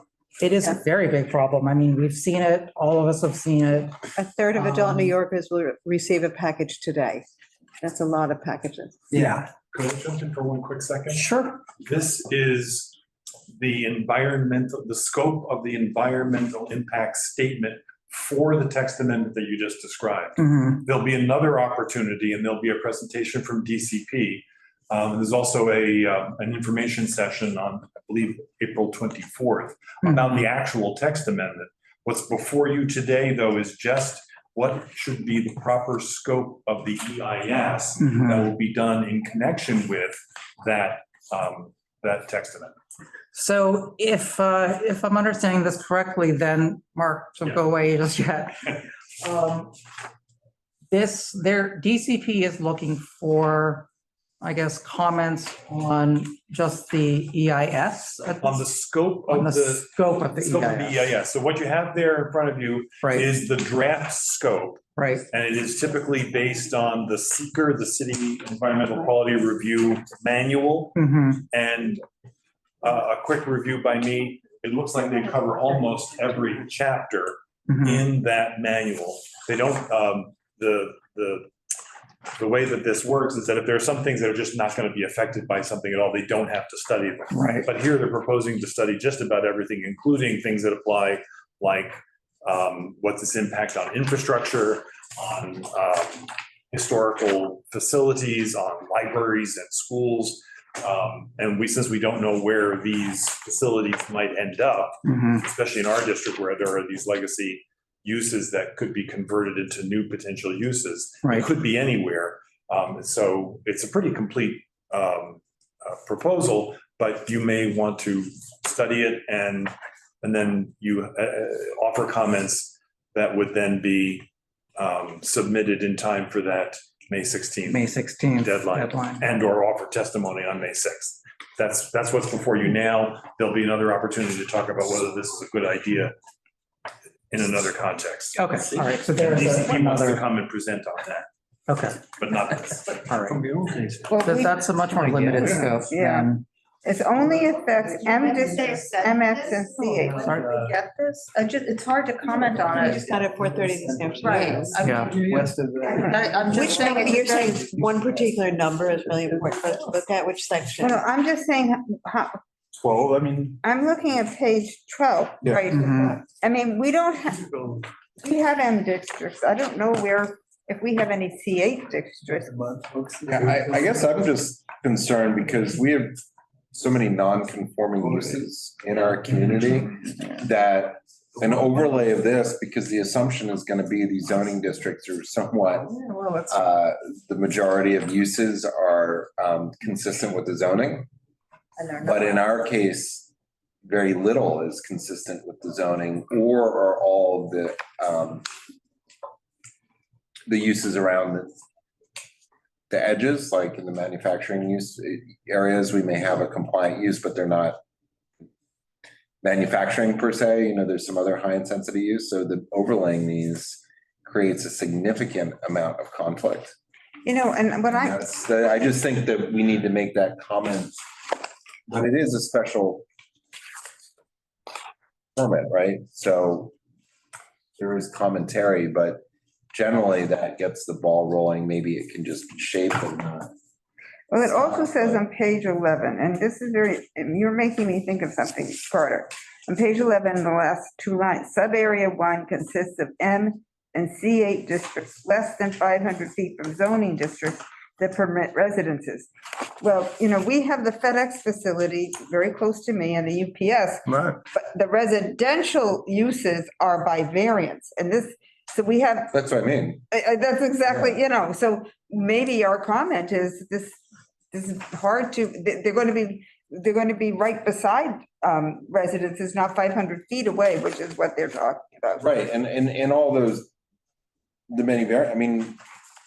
in many respects, the residential use is being encouraged, supported, by the city in areas which aren't necessarily presented that way. If we were to just review, Yeah. the zoning map, We have a so- lot of variances in our, So the thing that just comes up is just the high amount of use of vehicle traffic and delivery traffic and, Yeah. all of the different modes that are coming up. And live near Whole Foods, and just the change, the delivery bikes with the trailers at certain times of day is significant. And that's just a grocery store. Yeah. That. What do you mean delivery bikes and trailers? They have the bikes with the trailers that pull around all. Yeah. And now we're starting to see, I don't know if people have had a chance to see the pedal assist trucks. Yes, I've Yeah. yeah. And if you start having a significant enough facility where it can be allowed, but the conflict. And also those little buildings, UPS and FedEx, they could be gone too. Right, but here's the conflict that I see. It's not as the community lives here and the community being the residential community, it's the overlay of visitors we have into those districts that creates a huge density of pedestrian traffic and people.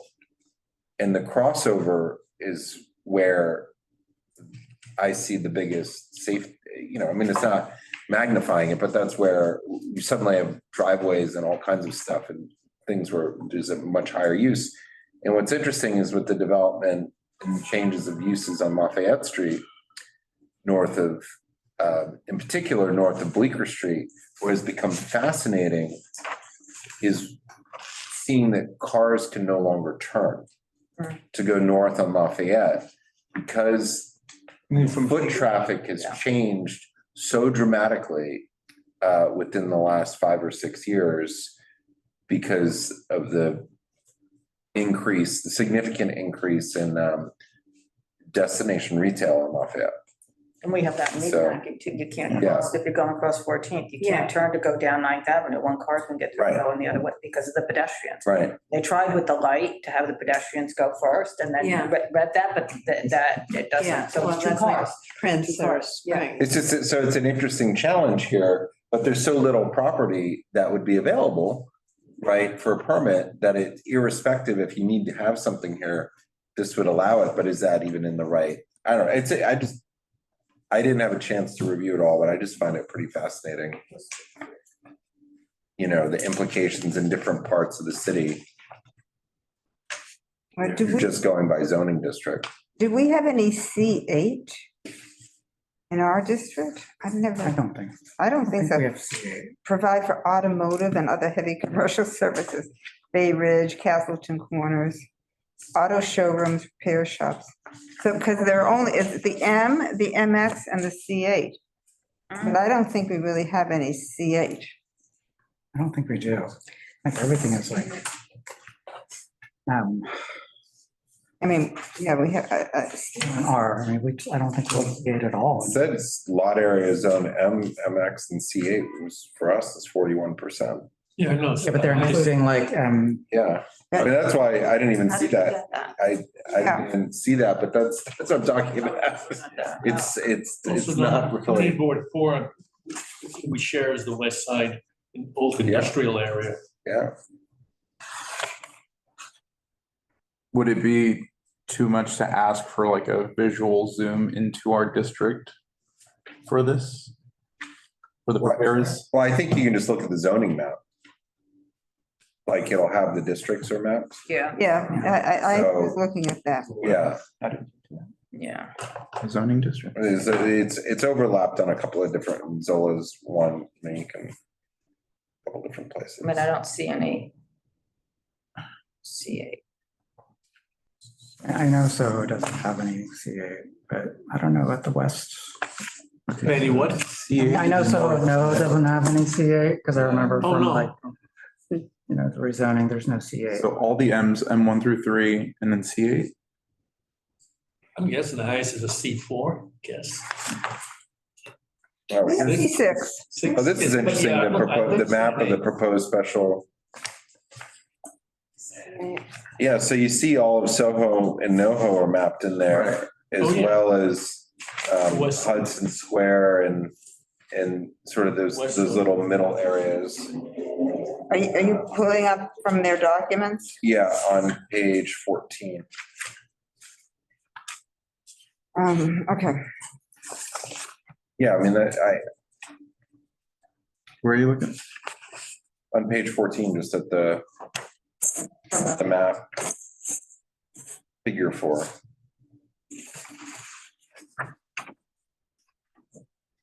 So, I mean, I guess let's look at what, Oh, you mean the, I was like, you barely see it.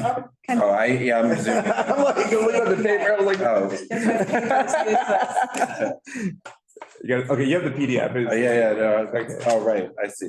Well, even there, you can see in our, yeah, oh, right, I see what you mean. It is really, It's a little small. doesn't illuminate much. Maybe Mark can put it up on the big. Oh, good idea. Isn't that this? Yeah, but we can't. Oh, okay. it's like black and white in their document too. Yeah. Is it? Figure 4, page 13, I think. Is that what Okay, you're yeah, saying, page Carter? 13, Mark, thank you. Maybe then we can see it a little more fine grained. But it's not. The PDF is. It's not that high quality, yeah. Well, otherwise, we can do a Zola. Yeah, it's one of those where usually if you zoom in, you get better and better resolution. This is not one of those. No. Maybe we can do from Zola, Mark. Okay. And pull up, would that be better, guys, folks? Yeah. I think so. agree. We didn't get much advance notice of this. And they haven't come with a presentation. Yeah. Right. They're gonna come with a presentation about the actual text of it. Right now, it's just the EIS. Yeah, no, I understand. Thank you.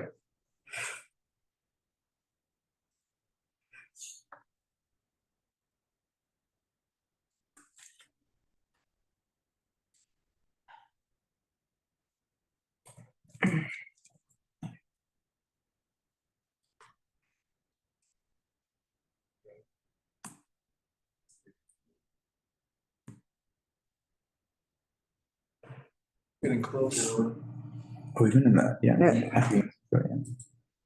It's there.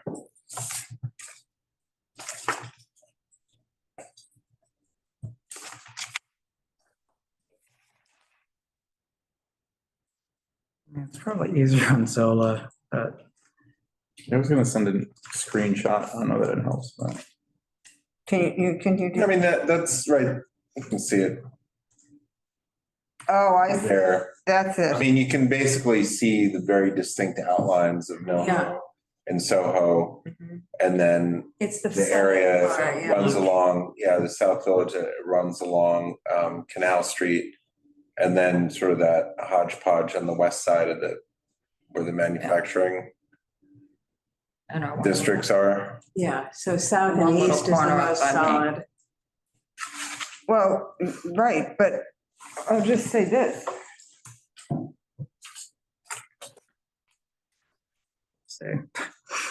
Yeah. This, Well, yeah, you want to move the cursor around? scroll it down a little bit. Katie can read. this piece, yeah, this piece here, that's M15, but it's all residential. No, that's what I'm saying. Well, so is Soho now. So, yeah. I mean, but they're, exactly. Yeah, But I live right across the street from there. yeah. And you're right. I mean, those are all the. It's a former manufacturer, I mean, not former. Yeah. Where would they put Like these area. facilities in this kind of district? It's I so don't built know. up all How is over. Google And the land is too specifically looks like valuable it's for this. excluded across from Pier 40? It is. But It's Google. but how is that, if it's a couple hundred square feet? it's It was interesting. rezoned to a C. Yeah, C6. Yeah, but this is of the, what's the title on this? Is the, okay, all right. It was rezoned, but it was M15 until, C6-4. 5 years ago. Can you pull up the link that I just shared on the email? Do we have C1 too? No. Your email or everybody got my email? Yeah. It has It's just the Zola link, I guess. Yeah, that's helpful. why don't you put it in the chat and then Mark? Yeah, cool. Let me do that. That's much better, isn't it? Yeah. There's in the chat. What do you want, just Six. That's a Google building. C1, That's my house. okay, C6 next But to it. everything here is solid residential, even though it's M1. Yeah. 150 Leroy, 1 Morton Square, 160 Leroy, and now, Now it's in, well, the two buildings at Clarkson. Where are you, Katie? My house? Yeah. Right. Here's the Zola. Under where the T is of West. Oh, I see, of course. And then, yeah. It's all so like. residential underneath. C6. Yeah. Here's 14th Street. And those buildings are really, So C1, right? Out a little bit. Next to the C6, and then. oh, look at this. There you This go. is great. And then you can exit out the lot. Yeah, that thing. Cool. So what's on the far right-hand side, Carter? Is that the slid of the community district that's On the. Literally, little. far east? Up to the map. The C62, is that the slid? Where? On the far east side of the community board? Oh, on this map? Yeah, Well, no, that's Soho and NoHo. Yeah. and what's that? The C6? C62s, that's where the slit is there. What's the slit? What is The this? special Italy little- district. Okay, district. So you can see, so you have so that's the C63, the C62. That's all the slit area. That whole, There. okay. Yeah, that whole area. Yes. And some of that was moved over, like that M15R7, that was moved over, that used to be in the M15. No, to the right. It's a little square. Or, see, there's a couple squares, on the top of the north part of Soho on the right. Oh, yeah, I see that little, Go down, that little bit there. The see it. C63 is Right. carve out, that's one of the special Little Italy districts. And that, the one below it on the left, that was carved out, I believe, of the M1 5B.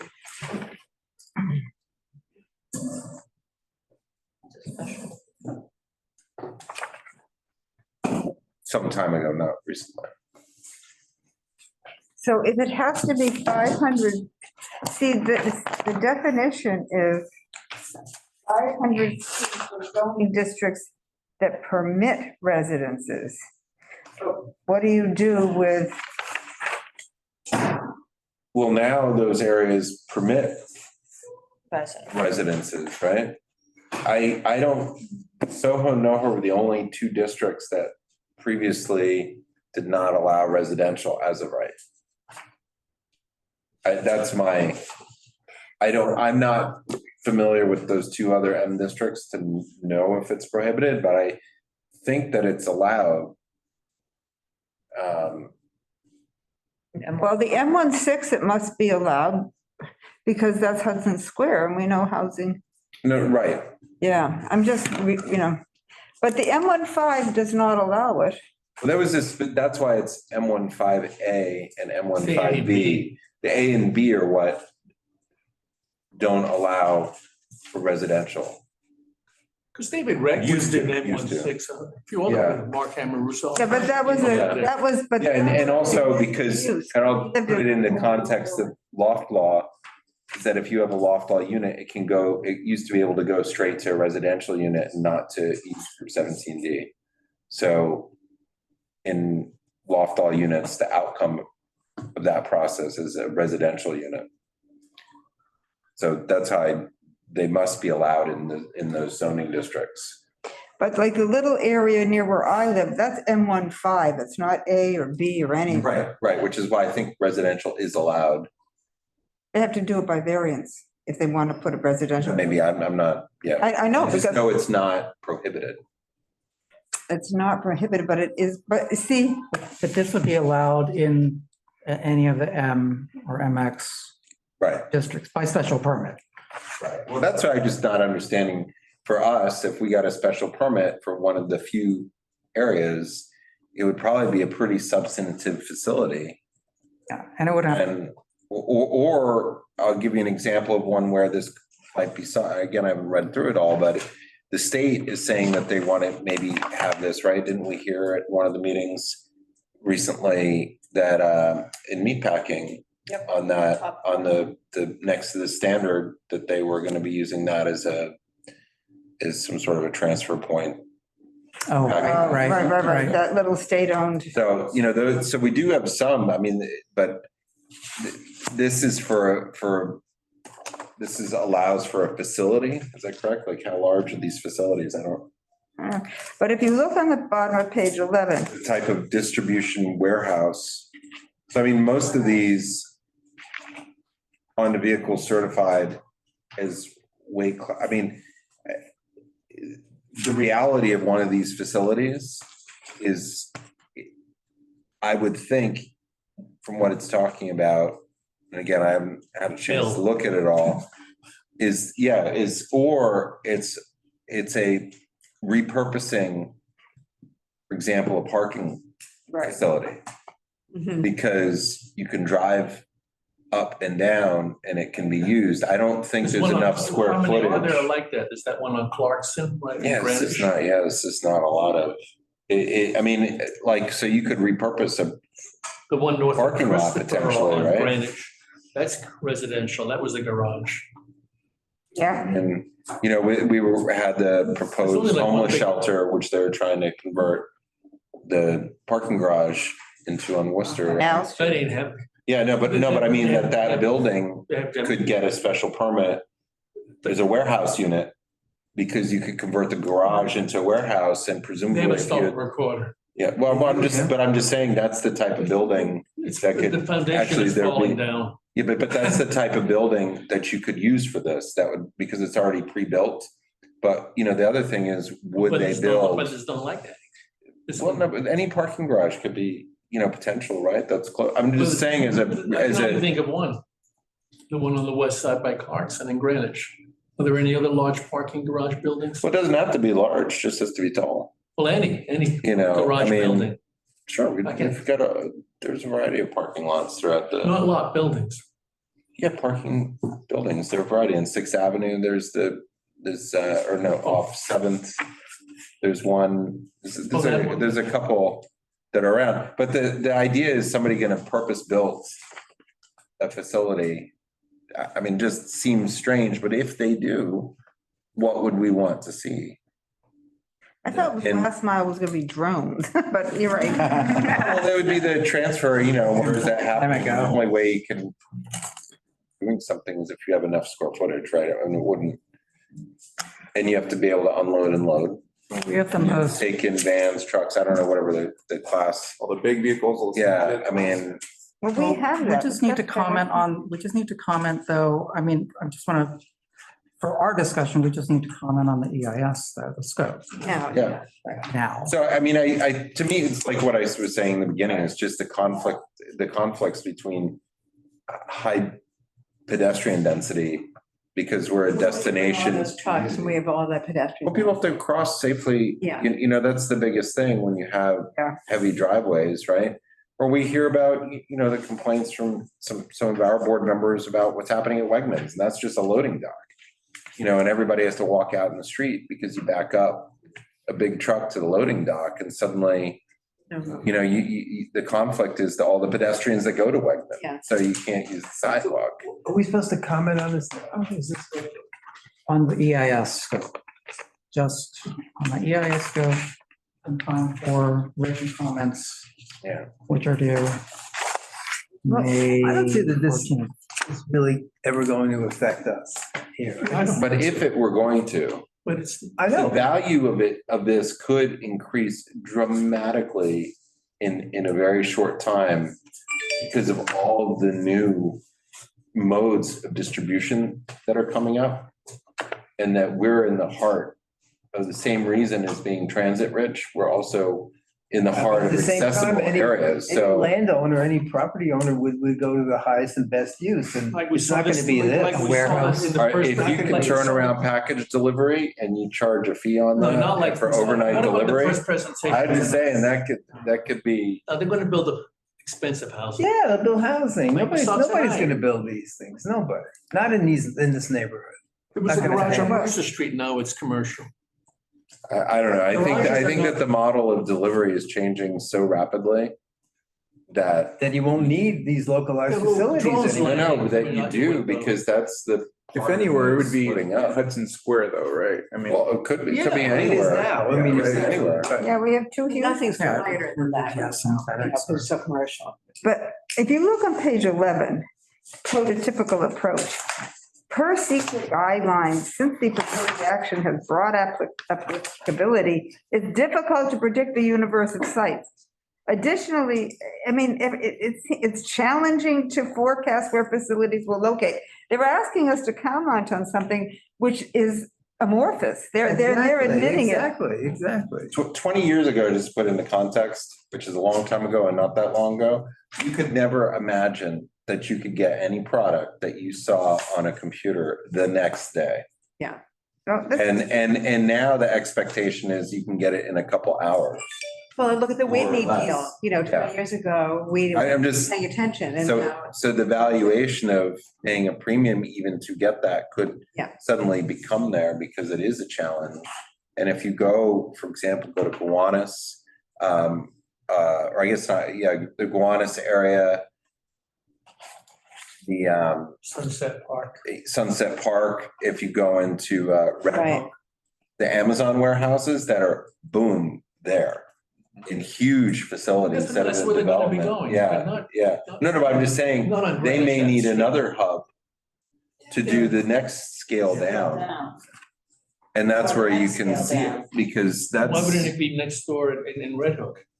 In a small Because facility you- there? You've got to. because need a you local- can't get it from there to Also here. more small trucks. Local somewhere. Yeah, because these are all delivered on foot, by hand, by bicycle, On the littles. you know, on the small scale, and it's not. Well, so they want to get rid of less vehicles, so if it's in red. Now it's a lot of it occurs on the street. Yeah. And this is probably envisioning that How do you there's, want to structure the Well, comment? all right, so I think we're discussing more about the actual text. We're not discussing EIS. Yeah, we're not. well, what's the Yes. impact of, right, of what, or this, Well, we want to see if they're leaving anything out of the Right. EIS that we think is important.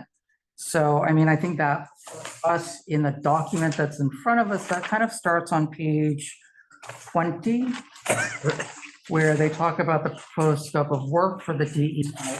And they break it down from pages 20 to the very end of the document. That is where they break it down into the, the different chapters or tasks of the EIS. Yeah, right. So like task 2 is land use, zoning, and public policy. There's like the shadows task, which we're all familiar with, task 6. Let's just see if there's anything that they are leaving out. But we are going to have another chance to comment on the entire text amendment, followed by, also we'll have ECP come and present to us on this. We just want to make sure that if there is something that we want to comment on from the EIS, we don't miss our chance of getting it into the official comments by May 16th. For a noise category? Is there one? There is usually a. Yeah, 17. Okay. Well, I would say, looking at the beginning and at page 20, what we're talking about is the fact that, well, I'm definitely want to comment on the fact that we have so many BSA variances in manufacturing districts, and it looks as if that is not being taken into account. That's probably under task 2 then, right? The land use Yes, task. task 2, yeah.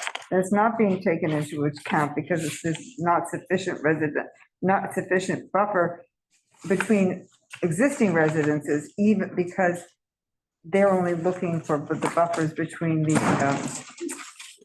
they're not taking into account Variances. and the Right. closeness to residential areas that way. And I think that what Carter was saying sort of generally, That's a good point. we have a lot of chopped up zoning. We don't have a lot of big swaths of zoning districts in our area. Right. Big enough. We have a lot of chopped up zoning.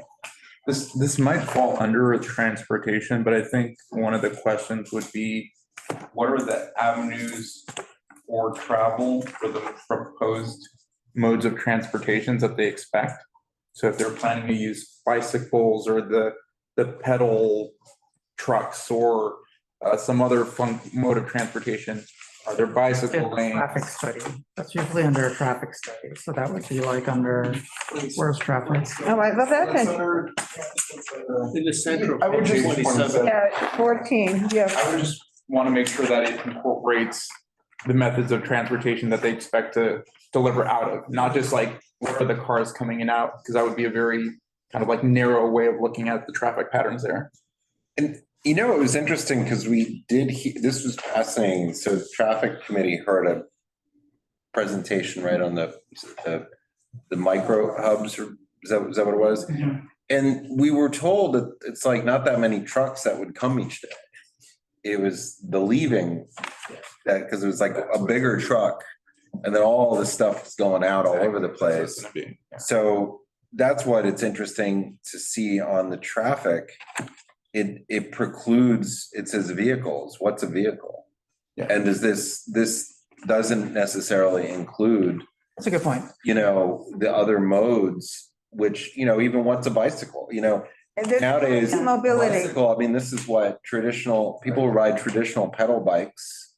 There's no e-mobility, they're in the minority. All this stuff that's pedal assisted, and what is this truck doing in the bike lane? Carter. The type of. But the truck is defined as a bicycle. Sidewalk.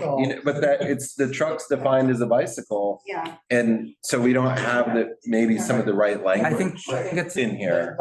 they're looking at this from the traditional mindset Yeah. of vehicles Yeah. and pedestrians, when really the whole point of this is it's going to encompass new forms of last mile delivery. Right, and just as in the bike lanes as an infrastructure network, the impact on those, I don't know what the exact language when bike lanes were first laid out, but they were never this mass amount of commercial vehicles Right. Right. and delivery.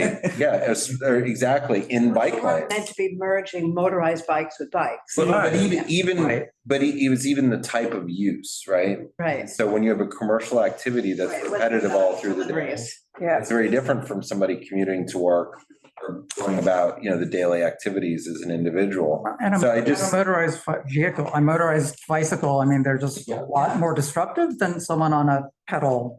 and it's not to say no, it's just that's what, if they came to us, that's what we would have wanted to have been studied, right? And that's, I saw some sort of So that's a little good comment on task 14. e-truck without a license, doing things.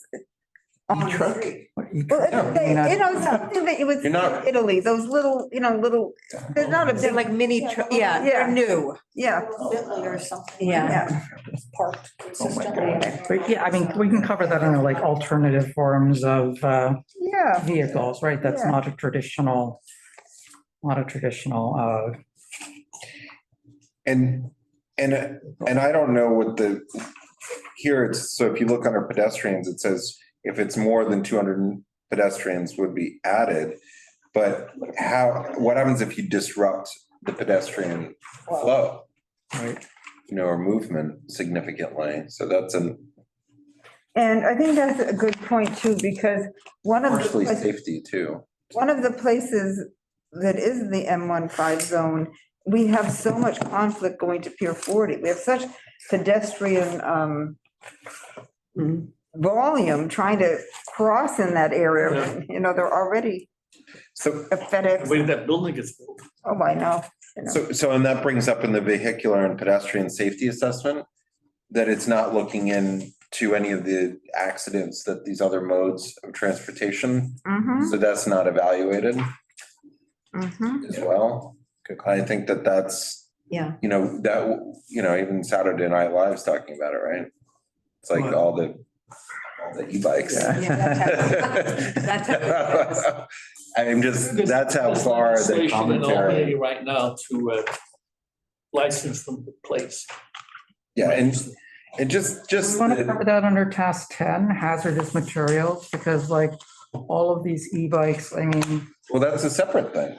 right? I That's mean, charging, right? Yeah. the charging and also just their like potential to, like, catch on fire and Oh, let's add that in. explode, right? And that's something that we saw, which is really fascinating too, is a great propensity to catch on fire and conflicts. Is that it's legal to have a distillery, which we have in NoHo, as a high fire risk right next door to residential, which is it requires significant permits and they don't allow storage there, but you can have a production facility, even no matter how safe it is, but right next to residential because the distillery isn't allowed use as of right in the manufacturing district. Right, so would they be storing like all these e-bikes in these? Right, and that's the fire, Warehouses? right, and it could be right next to residential, which is the concern. So even though you have a building totally outfitted with all the safety features, Right, the risk to the residents next door is not it's not in. taken into account. I believe they were also talking about charging infrastructure. I saw something about that early on in I think on page 8, they talk about e-bike safe charging. So it looks like this would require like putting in some infrastructure for charging e-bikes and so Well, on. the city's now talking about doing it in the street, so you don't, to discourage people from doing it inside apartments and basements, inside buildings. Yeah, At least do it outside, because you could set that up on the sidewalk or. right, And so they are already addressing that, so, okay. but maybe we should mention that. Yeah. I mean, would that be like under urban design, task 8? Maybe it has more than one. Why not? I mean, they're talking about putting it on the side. Is that what you're talking about, Bo? New York City Safe Charging Accelerator? I don't know, Yeah. what page is that? Page 8. Eight, Yeah. right up near the top. Or they talk about this Oh, I see. e-bike safe charging accelerator program. Probably on that, is that the sidewalk? That would be like. Yeah, sidewalks, yes, which- yeah. Which I believe would be covered under. And task curb, 8. sidewalk and curbside, Yeah, So that would be like urban design, right? Visual resources. yeah. Just to get them out of the buildings is the point, When you sign, they seem to it's still dangerous. About the building. What task is urban design? Task 8, task 8. What page is that? page 24, bottom half. So task 8 is urban design and visual resources, which affects the pedestrian experience of public space. But then they go on to talk about setback and everything like that, not necessarily skyline views. Or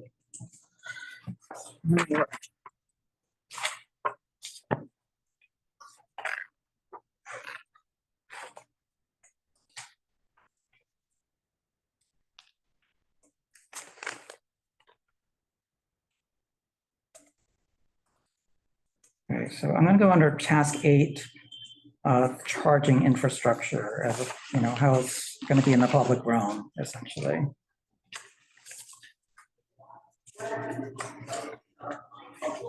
Um,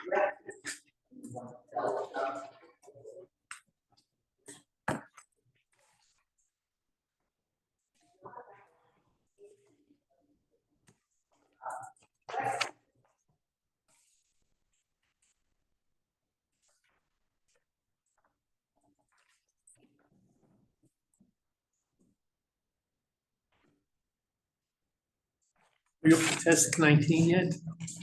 That's 19. Which one is that? Neighborhood character? Yeah, that could. Yeah, that's I think actually, that's the that would gist of what also, we did. Yeah, that could be both. yeah. But what about, which one are you on now? what about energy? Do we have enough juice? Well, the interesting thing is they actually say, and it's on the top of page, hold on, I'm just looking at this. On the top of page 27, they say significant adverse, under the section for energy, they say although significant adverse impacts are not anticipated for the proposed action. So already they're saying they don't anticipate anything negative with regards to energy, but I would feel like they need to have like a energy infrastructure to charge all these I know, I think these we have, vehicles, and I'm Yeah. assuming the trucks as well, would probably. Yeah. So I guess I would take them to task for energy. them saying that they don't, Is there enough they don't juice? see there's adverse impacts. So task 13, energy. In our building, people want to put in those, hot water heaters quick. Flash heaters?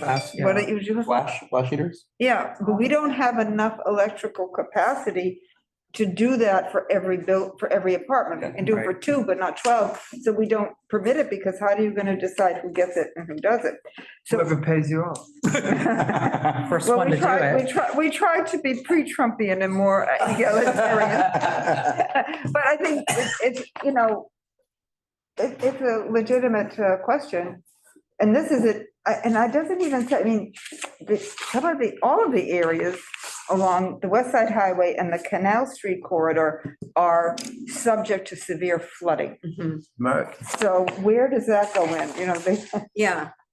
Where does that's a huge problem. It'll put this in, then everything will be. Particularly since we have no more FEMA. Don't want to mention. Good luck on What a waste of money. It's task 11. It's task 11. Okay. Task 11, because, What's task 11? Sorry.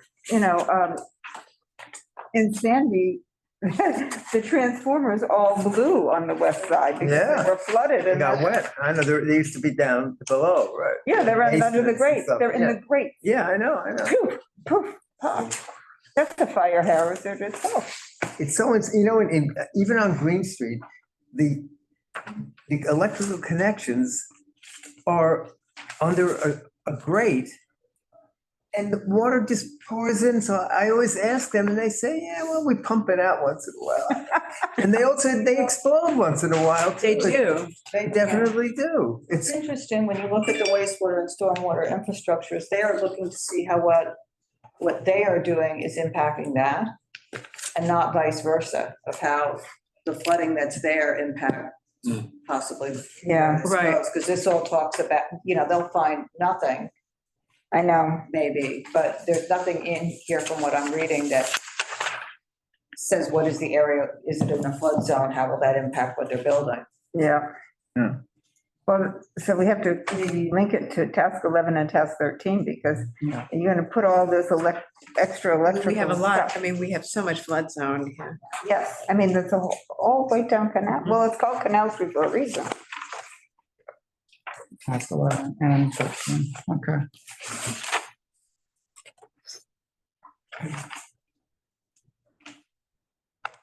Okay, And what about task 21? Because the M15 is, the M16, I mean, that borders on, Canal Street is already heavily polluted traffic. and trafficked, and it is one of the poorest area of our community board. There's a lot of, Chinatown is. You mean East Canal? Yeah. Yeah, not. That's good. So, not our. Yeah, but I mean, it's. And with word of mouth. congestion pricing, there's less traffic for the moment. Oh, yeah. This morning, it did not feel like that when you're going up there. Sometimes it's a lot less and sometimes it seems the same. Very more going east sometimes on Houston than west now. I can't figure that out. Really? Well, those are free bridges. Yeah.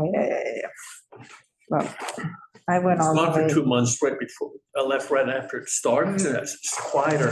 Why is it so quiet in the last week? Yeah. Janine, how's that? Oh, sorry, Janine, sorry, didn't, Oh, wasn't hi. looking.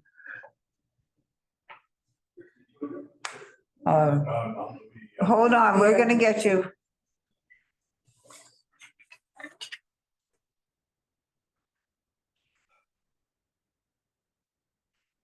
Just want to promote Janine. And do we, Decline before. Oh, okay. Just let her talk. Or to talk. Oh, she's coming in as a panelist now. Yeah. I just want to point out, I'm not sure why this is so blurry. I just want to point out that obviously if anything gets built, it'll be built to hopefully withstand any flooding. And I just don't think we should get carried away on these kinds of issues. Because if you guys remember during Hurricane Sandy, there were no deliveries. Amazon didn't come, Fresh Direct didn't come. I mean, that's just, I mean, at the end of the day, you want to make sure it's built to be resilient, but the location, provided it's built to be resilient, I don't know, I just think we're sometimes overthinking these things. Yeah. Yeah, okay. actually, Janine, you just made me think of one place that this is applicable for, and that's Pier 40. Yeah, And that's just something that, it used to, we had one of those proposals a long time ago, was for the FedEx waterborne. That's Facility. yeah. I mean, it was built as a shipping facility. I'm just throwing out we're looking at potential sites, right? Or what would be, I don't think that is, but but remember, we're always under pressure to find a commercial use that would be appropriate for. Well, waterborne. But can you imagine if you had those e-bikes and the e-trucks on the Hudson River Park? It would not work. They are now, right? Yeah. And by the way, there's a separate, there's a whole 9A planning process Yeah. going on now to long-term address all these things. Of course, long-term is very long time, but And one of those, Janine's, is a commercial bike lane, right? but potentially, I mean, those, I mean, Yeah. yeah, Just absolutely. actually would make it more sense that it would be. Well, to have a separate, right? Not. No, that it would be tied into and make sense to do stuff there. Well, I mean, all of this. Separate from the kind of like more leisure bike lanes that already exist there. Is what Right. I'm saying. It's just at least to keep them separate. Okay. I mean, all of this infrastructure was built for shipping. The St. John's Terminal, Right, the High Line, right. Pier 40. This was Yeah. all, Mhm. distribution of goods. That's right. So, When we had ships. and then, Trains. and trains. Yeah, but Are we don't there- live either on. The are there- train came off 11th Avenue. I know, but the trucks came through the Holland Tunnel and up in the, up and down in the, And island. barges, the rail line. But I think the soccer moms would not permit this on Pier 40. Okay. You didn't last time. Well, I know you're not a soccer mom, but I'm a soccer player. I've never been a soccer mom, but I do have children who've played lots of sports. I don't know. I just think that's a little bit of a misogynist comment. I'm just gonna call it out. So, thank you. Sorry, Sean. Are there any other? Well, if mothers take their kids to soccer games, then they're soccer moms. Okay. Well, that's not how Janine defined herself, and she takes her kids to soccer games. Yeah, Are and there you call them soccer dads? That's true. I'll call them soccer dads if they're fathers, sure. All right. Are there any other parts of the EIS that you think we should call out? I mean, I think we've been pretty thorough. And again, we are going to have another chance to comment on the proposal itself. So. Yeah, but we want them to look at the right issues. So what we'll do is we'll put a draft of this together, we'll circulate it, and let's get our comments finalized. And then, I guess let's take a vote on, I think we need to take a vote to make sure we put it in a resolution. But I have, just to reiterate, I'll do this in order now. Task 2, land use and zoning. To talk about the use of variances in our district and how that's not necessarily the zoning map is not necessarily accurate in and of itself. Task 8. I didn't write down all. Urban design and visual resources. Talk about the e-charging infrastructure in the public realm. Task 10. Hazardous materials, talking about e-bikes, their propensity to explode now and then. Task 11, water and sewer infrastructure, talk about floodplains, resiliency, and how that would affect the infrastructure, or not the infrastructure, the planned buildings.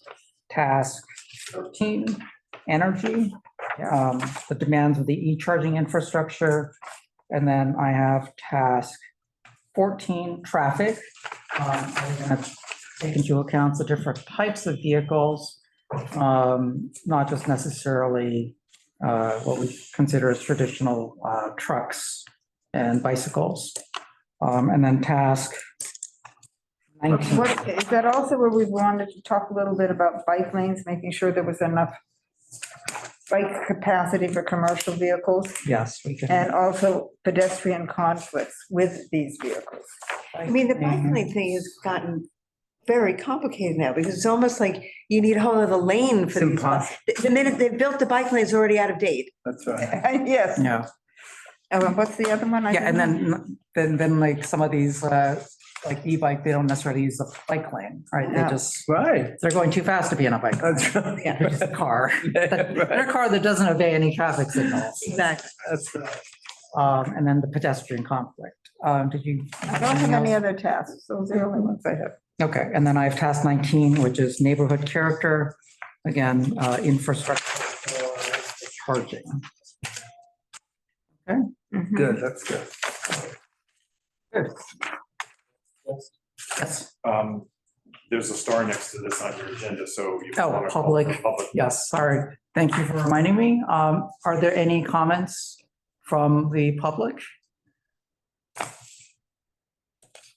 I do not think I see any. All right, good. Then we're going to close this topic and move on to any other comments from any of the other committee members or CB2 members online?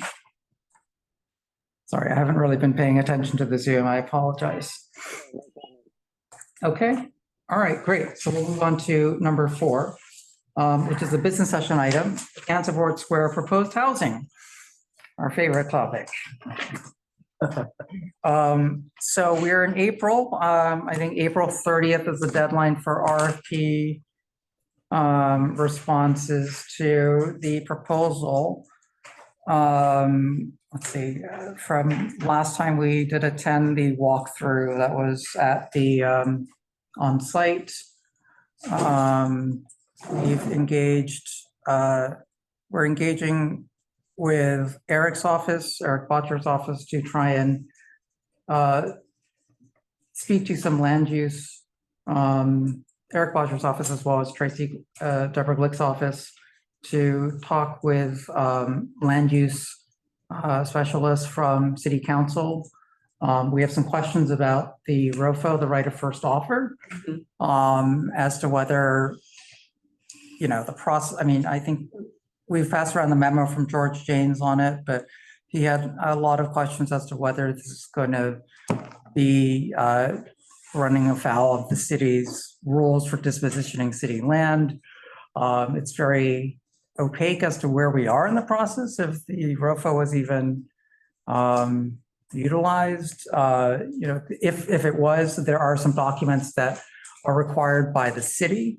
The city is supposed to produce a set of documents. The Whitney is also They obligated. didn't actually go through that process. It just began because they assumed they had the right. Is that what you said? Well, they have the right. Yeah, but they were still then supposed to go through a different process? I think it began because of probably some pressure to get housing moving, which I think is a laudable goal.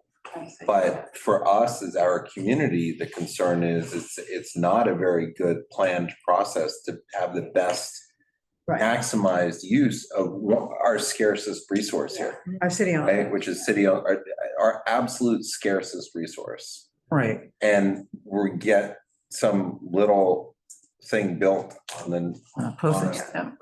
postage stamp, exactly, in an area that could actually be expanded.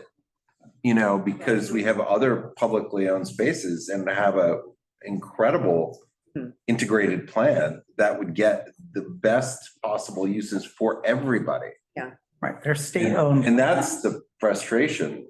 Exactly. But it was the very admirable goal to get the housing jump started. But then we're left with, that's it. And that was the use of the space. It's a very suboptimal plan. So, and we were told during the presentation that it was because this was the only way to get it done. But what we're trying to do is not just get it done here, but if we have such a limited resource, how do we fit in as much as we can on that limited resource? And it's not to delay it, but that's what we seemingly were told. Yeah.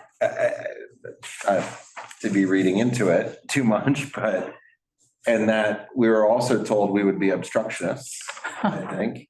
And that, they used examples of other things, but again, it keeps coming back to where's housing encouraged? Oh, it's not in the areas that have recently been rezoned, it's just allowed. And so I think that's. And we were told that they weren't going to use any city money for housing. Right. Because basically, the land was too valuable, being carved out of the city money. And that is a really good point, because why aren't more city resources being put to get a better development area? Even if that there's parts to that, but why isn't there a better development area that's being created instead of having such a limited amount in the end of affordable housing? By using that model, wouldn't this be a great area to explore more? That would slow it down too. And so just by using their space is the fastest path to get the process going. Yeah, and the other an indirect subsidy as well. I mean, they're still using a tax abatement program to build this.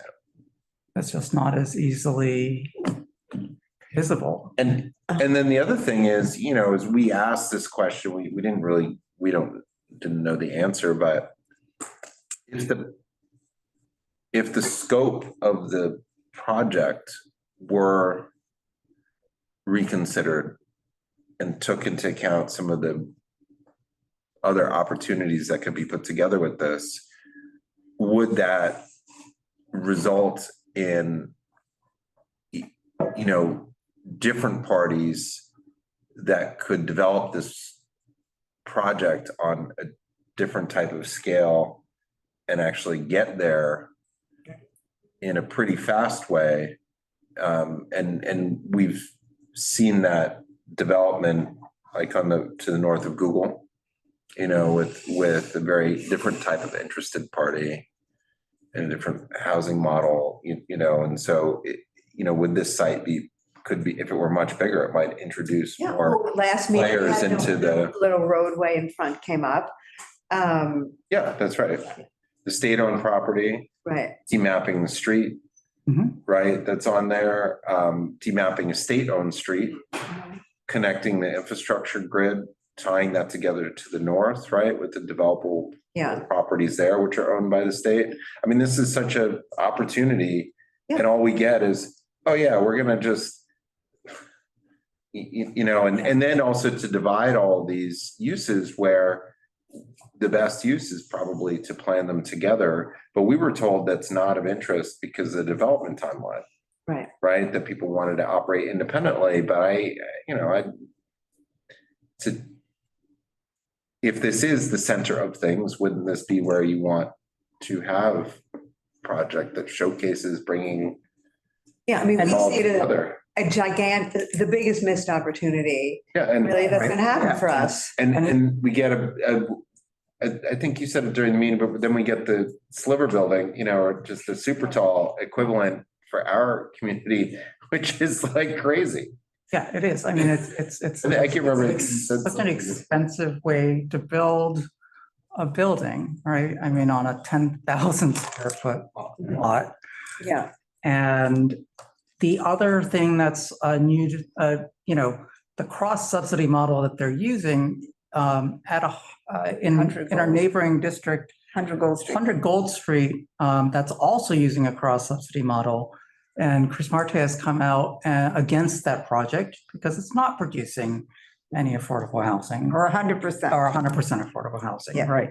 Right. And so, you know, that calls into question this entire cross subsidy model, which they've told us is going to be, you know, the new standard for building affordable housing, which, you know, was basically saying for richer communities, we don't get 100% affordable. It's not meant for this community. Right.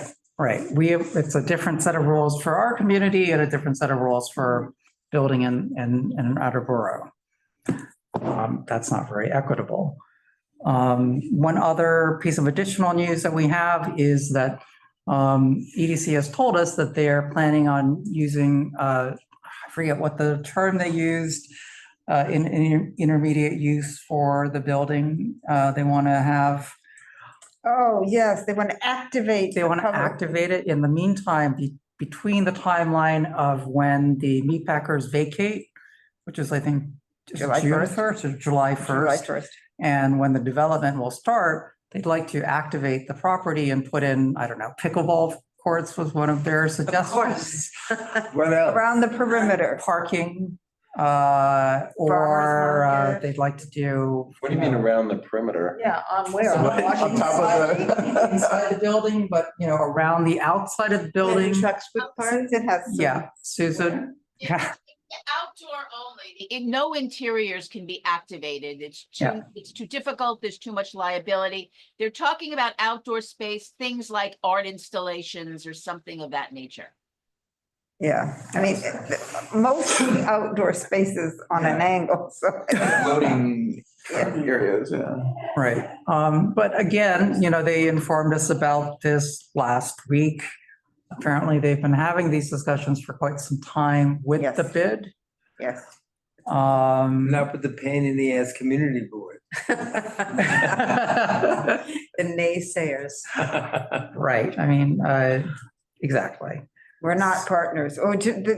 We recently saw for the first time that we were called partners, right? No, that's 388. That's 380. Oh, that's 388 Hudson. Right.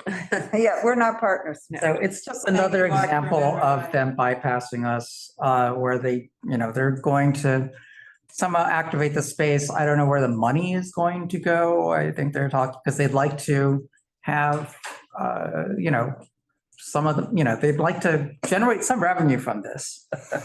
It goes to EDC, I bet. It's gonna go to the brack tax. But, you know, the more and more we look at this is just horrible use for the space. I mean, it's a suboptimal plan. We're not getting 100% affordable housing, and the housing we're getting is just an inconceivable super tower on a postage stamp. I mean, it's like. Does Deborah Glick at all Does any, Deborah Glick's office has been very involved. There was a letter that she sent to the president of EDC stating that, she did not think this is a very equitable approach. We've been having talks with her office as well as Eric Botcher's office, on a periodic basis.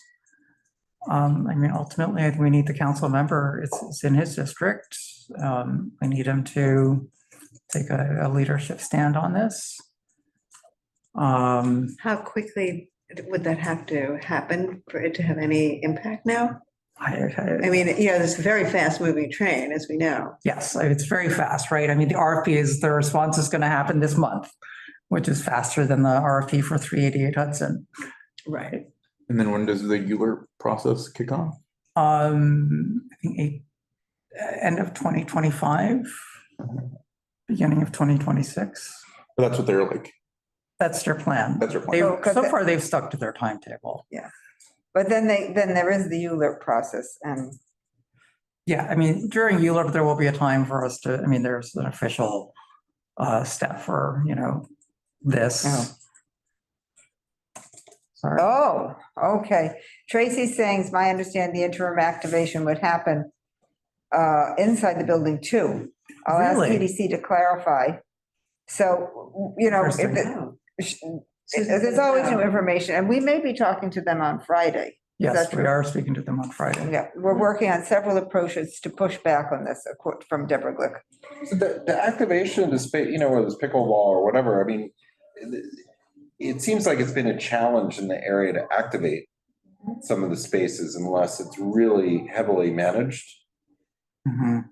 To have it used. And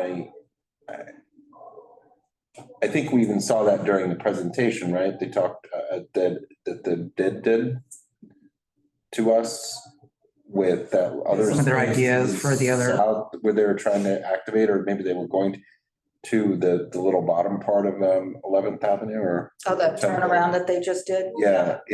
But so any success of using the space is going to be significantly dependent upon the management of it. So the partnership of whomever is going in to do that is really important. Right.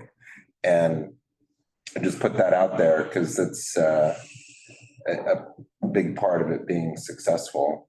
Well, they also talked about food trucks, and EDC has a property management arm.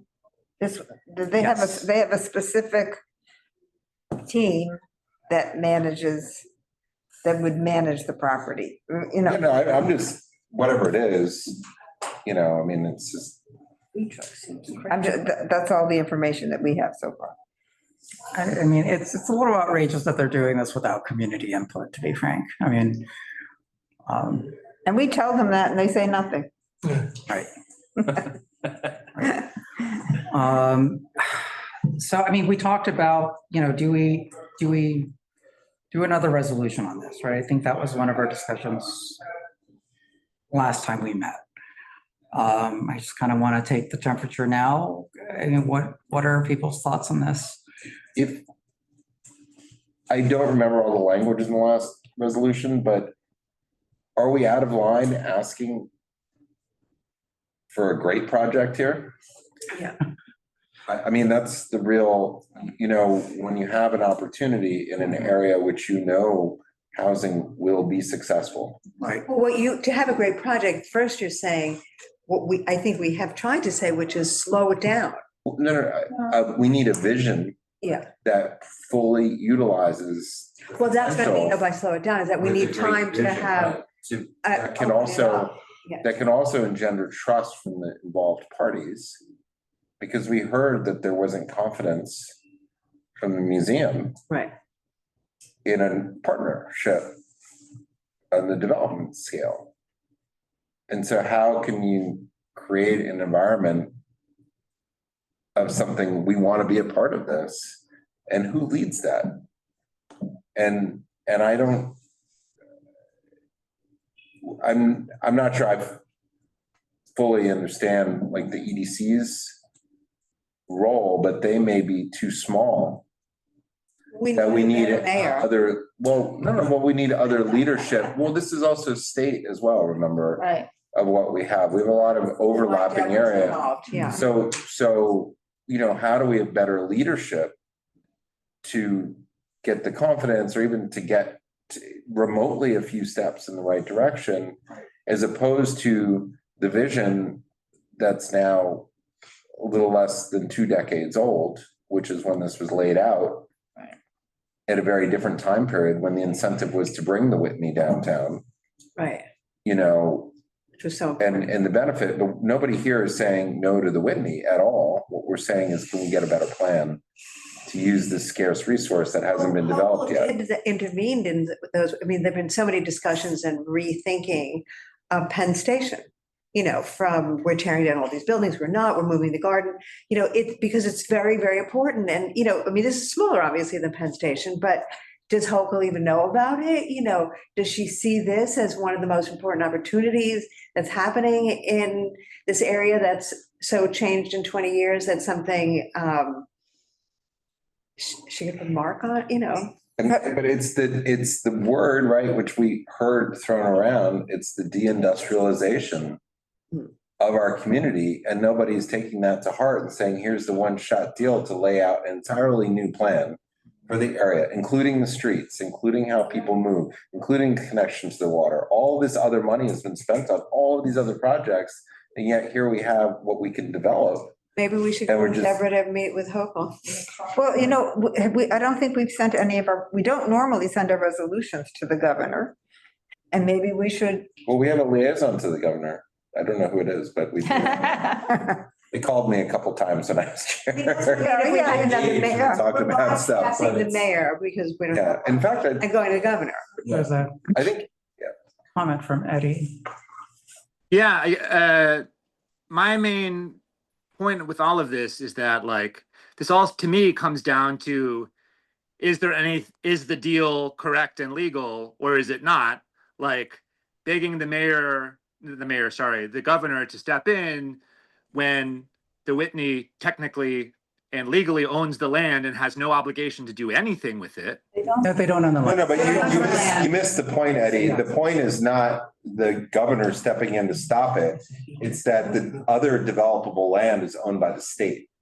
So in order to pursue a larger plan, you need to include the state. Which portion of the property is the To state? the north and to the west. The property to the north, all of the land to the west, the street, which Right. I think a lot of people here want demapped, that belongs to the state. New York The State. lots to the north belong to the New York State DOT. But this all still is that the Whitney, from my understanding, can tell everyone to shut up. We're going to do with this land. We're going to do with their portion of the lease that what they want. It's their property. Yeah, but you know, one of the biggest things in a cultural institution is public possession. Certainly, but like, I think it is important to note that there is a power leverage here, and that they. From their donors or from the Whit Museum? I think, Eddie, there's also the question of, I mean, if the city does disposition land, there is a set of processes that the city needs to go through. And just because the Whitney has a right of first offer doesn't mean that they get to skip all the steps that are required by the city. I think that's one of the questions that we have, which is why we'd like to talk to some land use specialists, which we have at the city council level. But, just because Whitney has a right of first offer doesn't mean they get to skip all the steps. And the valuation of it, where does that valuation come from? Because if you can do all these other. Yeah, not have to pay up. Yeah. So I think that I just want to, that's a misconception. It's not owned by the Whitney. Yes.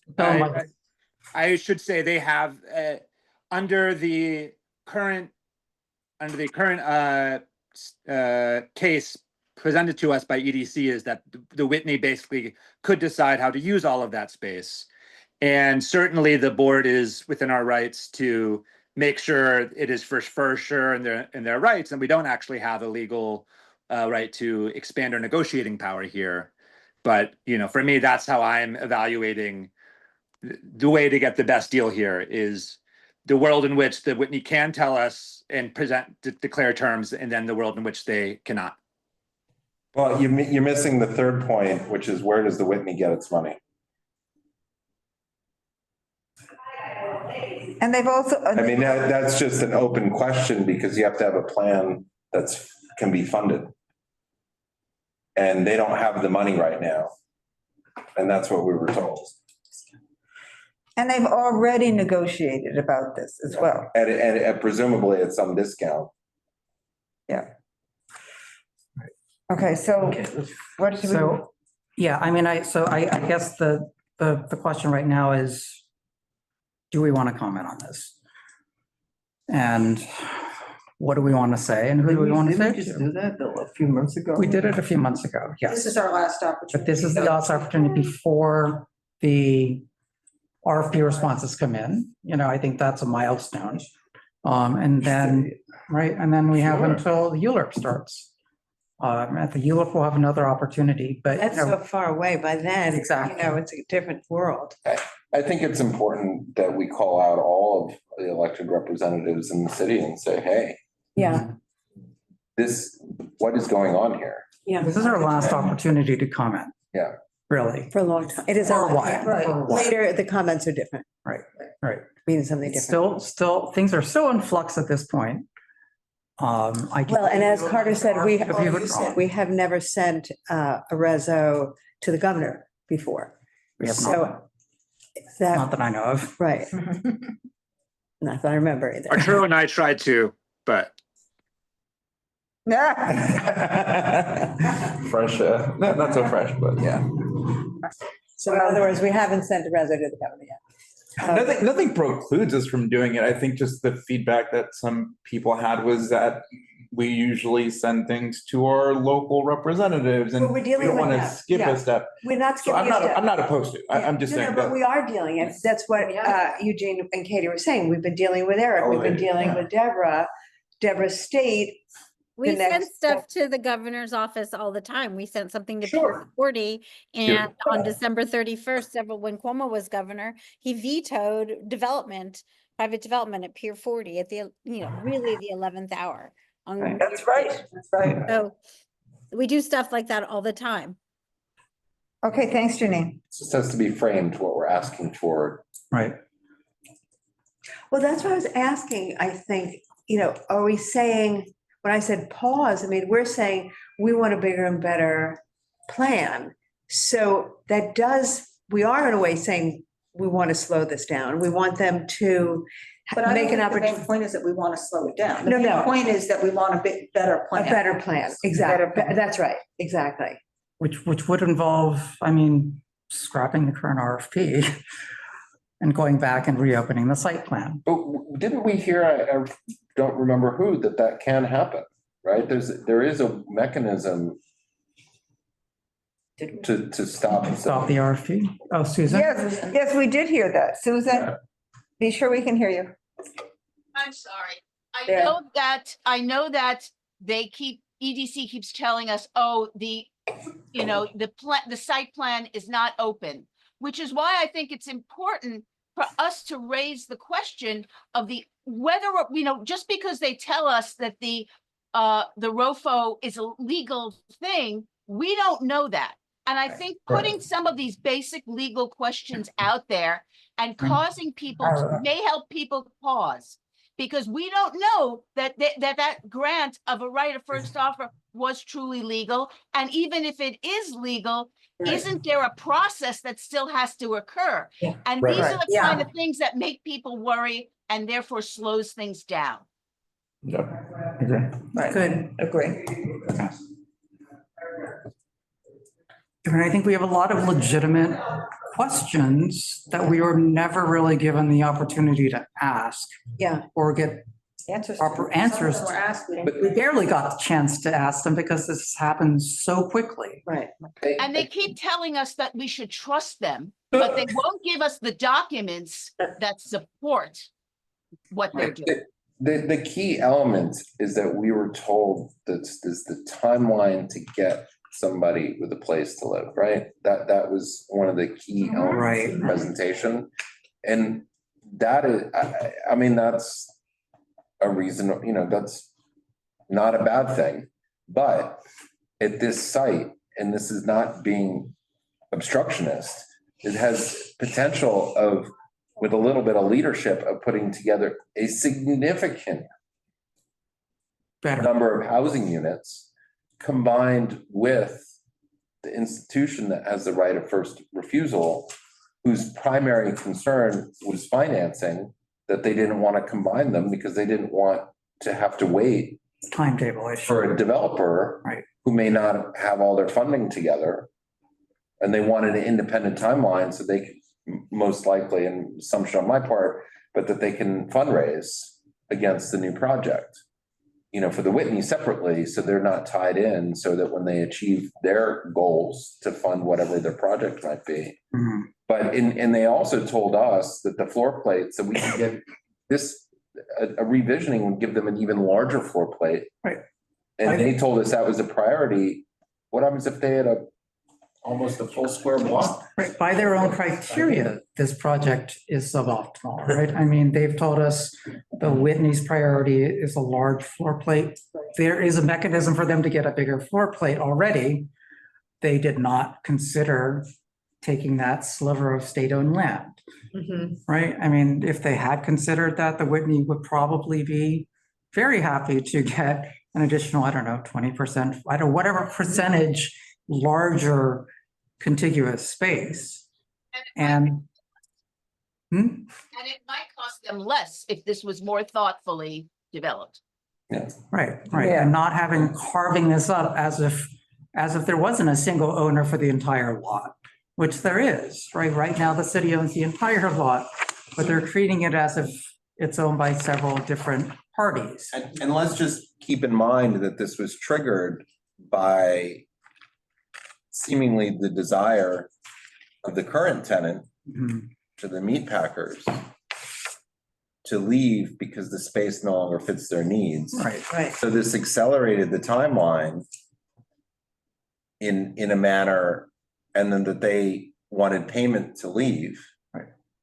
Which they, you know, for the valuation of leaving. Which they. And then, you know, so there's some time pressure, but can those, does their leaving and their first payment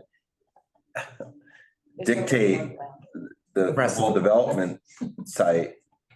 We've heard maybe not. Right, well, that was where they were getting the money from, right? That's what they Yes, I said, know, but the I money think was they from. have the money. So that was one part, and then, you know, and then was kind of got an implication that maybe the housing was sort of a give back, a community give back for the space, but it's like, no, not. they're already planning on activating the space and generating revenue from it. So, I mean, why don't they just do that for a few more years? I mean, if they're going to activate the space, I mean. But that's a good point, is could a multi-year activation make more sense of a concept as opposed to temporary? It's not gonna, we already know now, they're not gonna just let it sit, right? Right, so they could do something. But They said it was in a state of it's going to be a nightmare to take down, but the fact that there's a firm date for the leaving of the meat packers means that the money. That transaction's been. We were told that was a driver, right? I don't remember the Yeah, we exact, were, but then now it's changed. Now it's done. like I said, there's a lot of. Yeah, I know, and no one, we don't get. We don't know the documents. We only know what they've taught us. Yeah. But they're leaving and they only. They're leaving, they got payment because the RFP was issued and that was. July. And what does that payment put in play? Because they were concerned that if it wasn't put in play, something would unwind, right? We kind of got, I don't know if that was explicitly said, but that. Yeah, they were very nervous about moving that date. Give us more details on the payment to the meat packers. And was that because the meat packers needed that payment to finance something else? Or was that because it triggered some next step in a deal? Right, on the Whitney's part or the. Whatever it is, right? Just. Yeah, I mean, the city. By not seeing the paperwork. I know. EDC has been very nervous every time we talk about reopening the site plan. They've been very reluctant to even entertain the concept. But the site plan is really kind of horrible. I mean, That's exactly what we want to do is reopen. And a well-written resolution, I think, that's also addressed the governor, says, hey, there's some, leadership opportunity on some of the underutilized or not well-utilized state-owned land. And frankly, it's land that if this is developed, couldn't be fully utilized in the future in a meaningful manner, because a lot of it is the street. Right, it's just, it's not even a building, it's just. It's street, and if it, and that would. Which has no future use really in the way they're envisioning this project, right? I mean, there's no. Food trucks. Thank you. I am hungry. I am hungry. Well, It's essentially parking. Parking and food. Well, I know that. Very creative. They want to use the lots between West 12th and 13th Street as part of the staging for whatever they might do on Route 9A. But that's temporary. Yeah, that's temporary, and it doesn't, and that would give you time to make a better plan for the whole thing. That's true. And that doesn't limit the expansion to the west of the project area.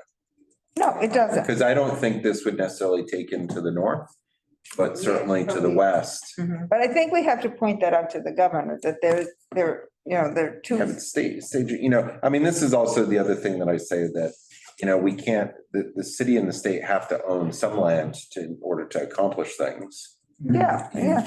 And you can't relinquish everything. Right? I mean, that's. Yeah.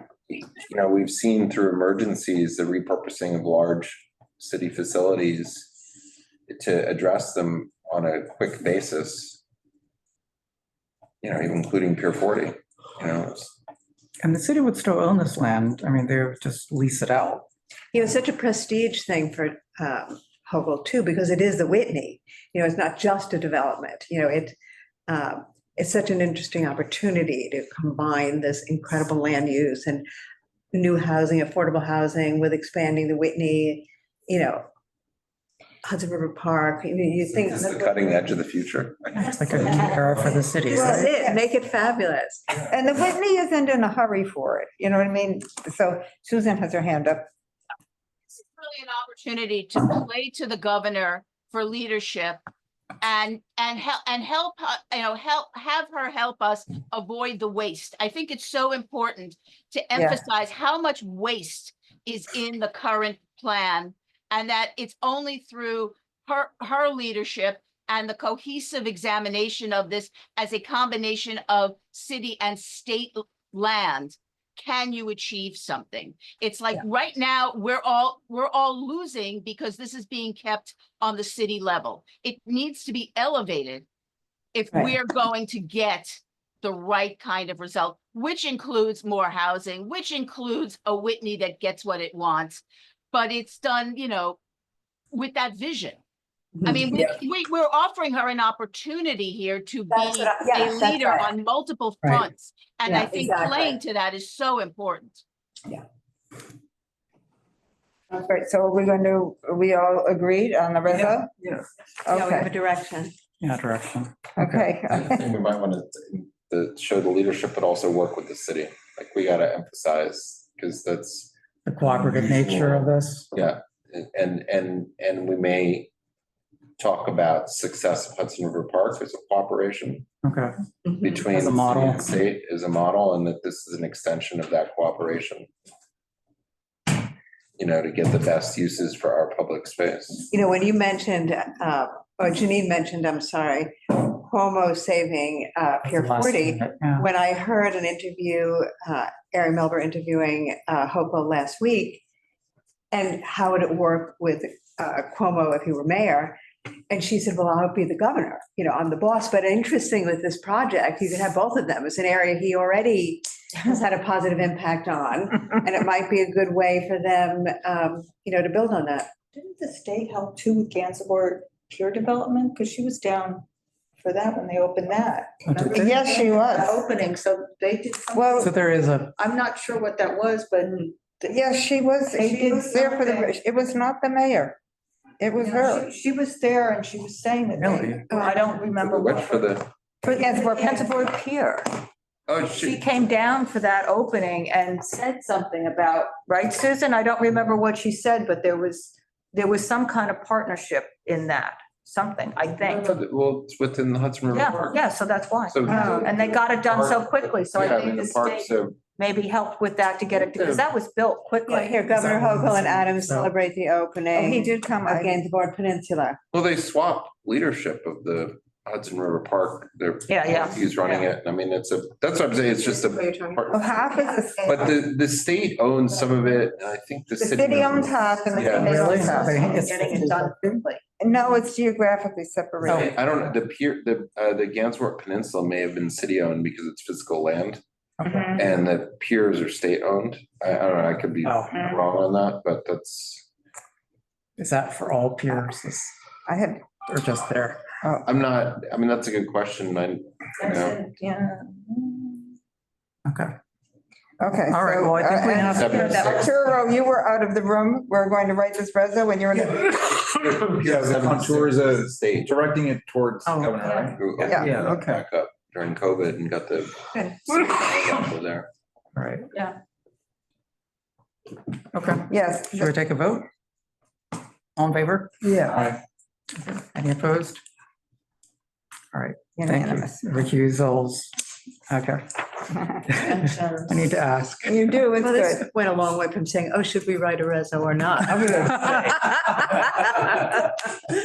Okay, I think there's a All right. quick update on 88. Quick That's not update, much. very, yeah, this And was, the last one is very quick. Timetable on 388 Hudson, and what is their current timetable?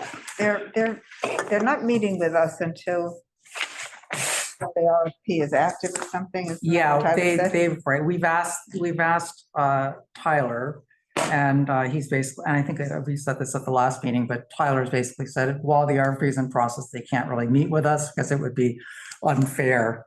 You know, they don't want to share that they're giving information in one venue and not in others. But there's an addendum, I think, that came out for the RFP recently that I think we need to distribute. I don't know if,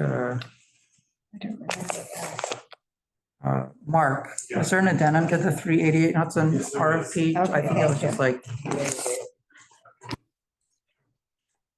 And, It's in the drive. okay, okay, thank you. all right, yeah, so we just wanted to give an update on that.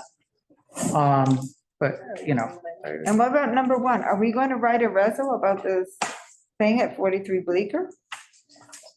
We yeah, had let's so discuss many number one. questions. Yeah, So many. what do we do with 43 Bleecker? I mean, I think we need to We say explore. Yeah. Formula. Yeah. They may have withdrawn it, but this is not, I'm sorry, this is not the intention. Yeah. And if this is the case, yeah, if this, no, not of the funds, this is not the intention of the IMD status that's in limbo. Okay, yeah, So this means that all these other buildings that have IMDs who are in them could convert to residential and then.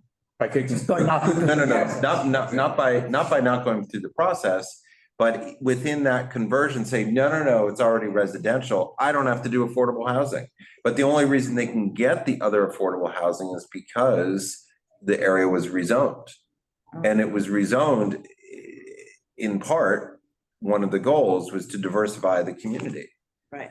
And so, it's just not in sync. And I also don't believe that anybody has reviewed the submitted materials because nobody has asked questions. It is not the manner Right. in which this generally works, and it's also not understood. So I Yes. I feel like I emailed everybody the loft board order. So it's withdrawn and then reinstated. They asked for it to be reinstated, but there's nothing to protect.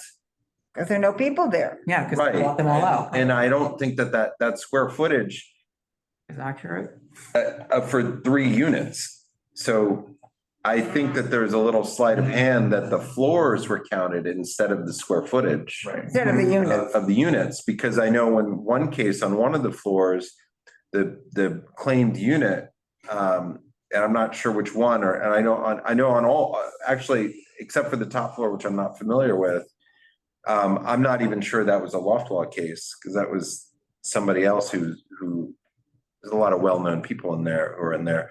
But I'm not sure that the 3 units that were on the loft board, what their square footage adds up to. The other units were not, there were other residential tenants who never claimed protection. Oh. They actively chose not to, and one of them sublet space on their, from their lease of the whole floor, they sublet the space to one of the people who claimed protected status. So it was a subset of the floor. Okay. Not the whole leased space. I mean, this is very complicated, but that's what How did they happens. figure out which? That's what happens in lofts. Mhm. And then the argument is that the landlord of the building knowingly enriched themselves from renting to residential tenants where they knew it was not allowed. And that's what the loft law protects, right? Is that people who are knowingly, not people who are secretly. And so I don't think this square footage adds up. And, look, nobody's saying don't convert this, but I just think that their formula is wrong. And then when we heard them is that they would just develop commercial instead. Yeah, they said. Residential to make it smaller, but I think that we're asking for this to be audited Right. and to have it looked at and say what's going So on. can we do that? And we also should be asking our state elected officials to be involved as well. I think it's up to us what we do on 43. So let's- 43, City and the because state. there's no. So let's pass a Because resolution. the IMDs goes through the state. Yeah, because I think for me, the 2 big questions are, is that IMD residential status actually correct? And number 2 is, what is the proper square footage calculation? So what they, Direct us to the. so they are combining this projects, so there's already, just briefly looking, my understanding and very high level, they're taking an old project, which is Before they. the IMD legalization, which is one project, separate. And then they're overlaying this other project on top of it with Get the addition COE and everything. to get the net end not the C of O, but the combined, it's all residential. That table. They. And so it's 2 separate things, but they are using one part of it. They kept that job open Justify. to justify that they're removing, that it's residential already. But all it is, it's an approved project. It's not completed. Well, so I think, But I don't even know if, I don't, the loft board stuff, that is not the intention. That's. Janine? Yeah, I just want to also, when we went through the Soho NoHo rezoning, I don't think at that time anyone had ever paid into the fund.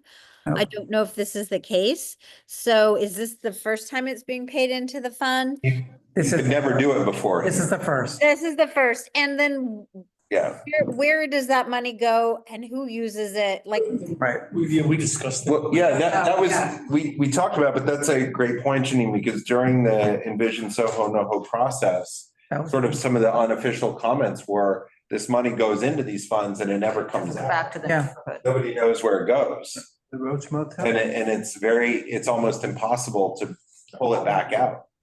well, I guess the question is, we need to know which agency has control of those funds, where it goes and how's it going to be used? And when the money gets used, it's a 10-year period. So are you going to use $6 million or are you going to wait 10 years until you have? So- Enough. So as a sideline, what we may want to. Maybe it should go to Gansevoort Plaza. Yeah, there's some money. Well, actually, where it should, Affordable housing. where it should go to is one of the items that's on the community benefits on the Soho NoHo plan, which is the 5th Street housing, which is in play now across from the 9th precinct, and it's in CB3. But that's where the money, it's not in our community, but potential site, that's real, that is in play, that can. but it has to go to our But it's- community board. I'm It could go just to saying, 388 Hudson. By the way, yeah, Pitt Street, if they're gonna have all that NYPD parking, I'm like, no way. well, but that's also how you get things done by compromising too. And, you know, But technically, it has to be in CB2 within the 10-year Within the timeframe. 10-year. It has to be in CB2. Well, we've got a couple but projects. the community benefits were out of, But we Well, can, $6 million to the Hudson Street scenario could get us something. yeah, but that's being developed on a different model. I know, yeah. Well, Gansevoort, I mean, Gansevoort, right. Gansevoort, who, but I guess, I'm sorry, Eddie's one. yeah, I just want to clarify one thing, then you're up next, Eddie. This is like a fundamental question. Who is permitted to pursue the IMD status? Because that's Yeah. what you were asking. No, well, it's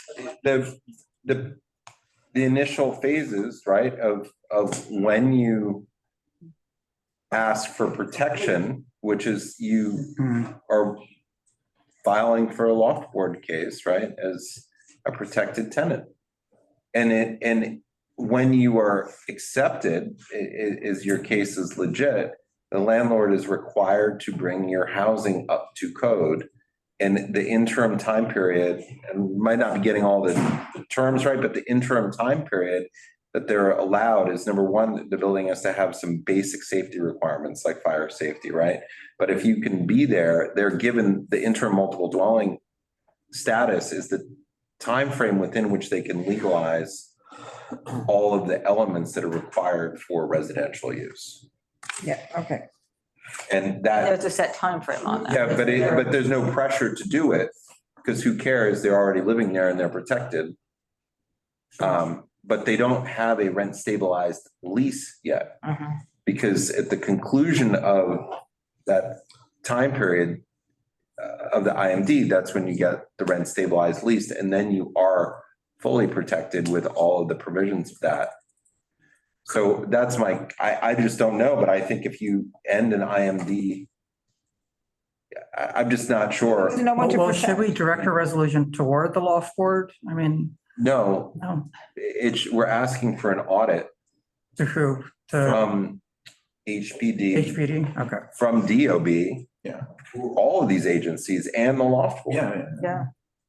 Okay, Eddie has his hand up. I'm sorry, The Eddie. question for the loft board Yeah, is no. the residential unit. Right, was it ever?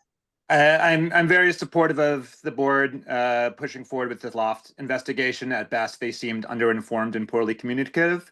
But I do want to defend in lieu fee paying. Like the $6 million ballpark would get 6, maybe 8, depending on how efficient the city is, affordable units. We build at about $1 million per unit is my latest understanding of the general ballpark. And you know, these 11 units do seem quite big or bigger than normal. But the thing would be, so this would be like effectively a 50% affordable project, just with 6 units for 11 units of market rate, or maybe 33%. I'm doing the I'm math. sorry, Eddie, I don't know what project you're talking about. 43 Bleecker. Oh, 43. No, There's no so, affordable project. but there's no. Affordable housing in there. There's no. Right, affordable but this, housing in it that goes, project. it goes into to HPD's budget, which they told us with Gansevoort is they're tapped out. And so it will contribute to an 100% affordable project somewhere. I don't know if it's Gansevoort. I think you should ask. They never said they were It has to be tapped in our out. District though, we don't. Yeah, I don't think that funding model is that direct line. Yeah. In fact, I that's why think- other city council members have said they've never seen this money come out of these buckets. I think the board should ask how the process flows, but you know, I used to live in San Francisco. In lieu fee was quite a common form and option that developers took, and it led to funding of 100% affordable projects pretty frequently. Can you give And us some so examples in New York of where it's worked? In our district? You know, just where the funding's come out of the fund. That's. And there's a site where they could do 100% affordable now, and they're not doing it. you know, my priors are to trust that that HPD, who runs an affordable housing business, would not want $6 million sitting in a bank account going to nothing, that they want to try and get 100% affordable projects built. HPD is and I not think- even running Gansevoort. You know, I kind of trust the comments of the former borough president and 2-term city council member, Gail Brewer, on this. I think you should sort of ask. suppositions of that have come from somebody who's had money go into these and never come out and make that comment. We could. I mean, it's not comment on that hiding to in the a- HPD. We can make a comment towards that. Yeah, well, The HPD? fund money go.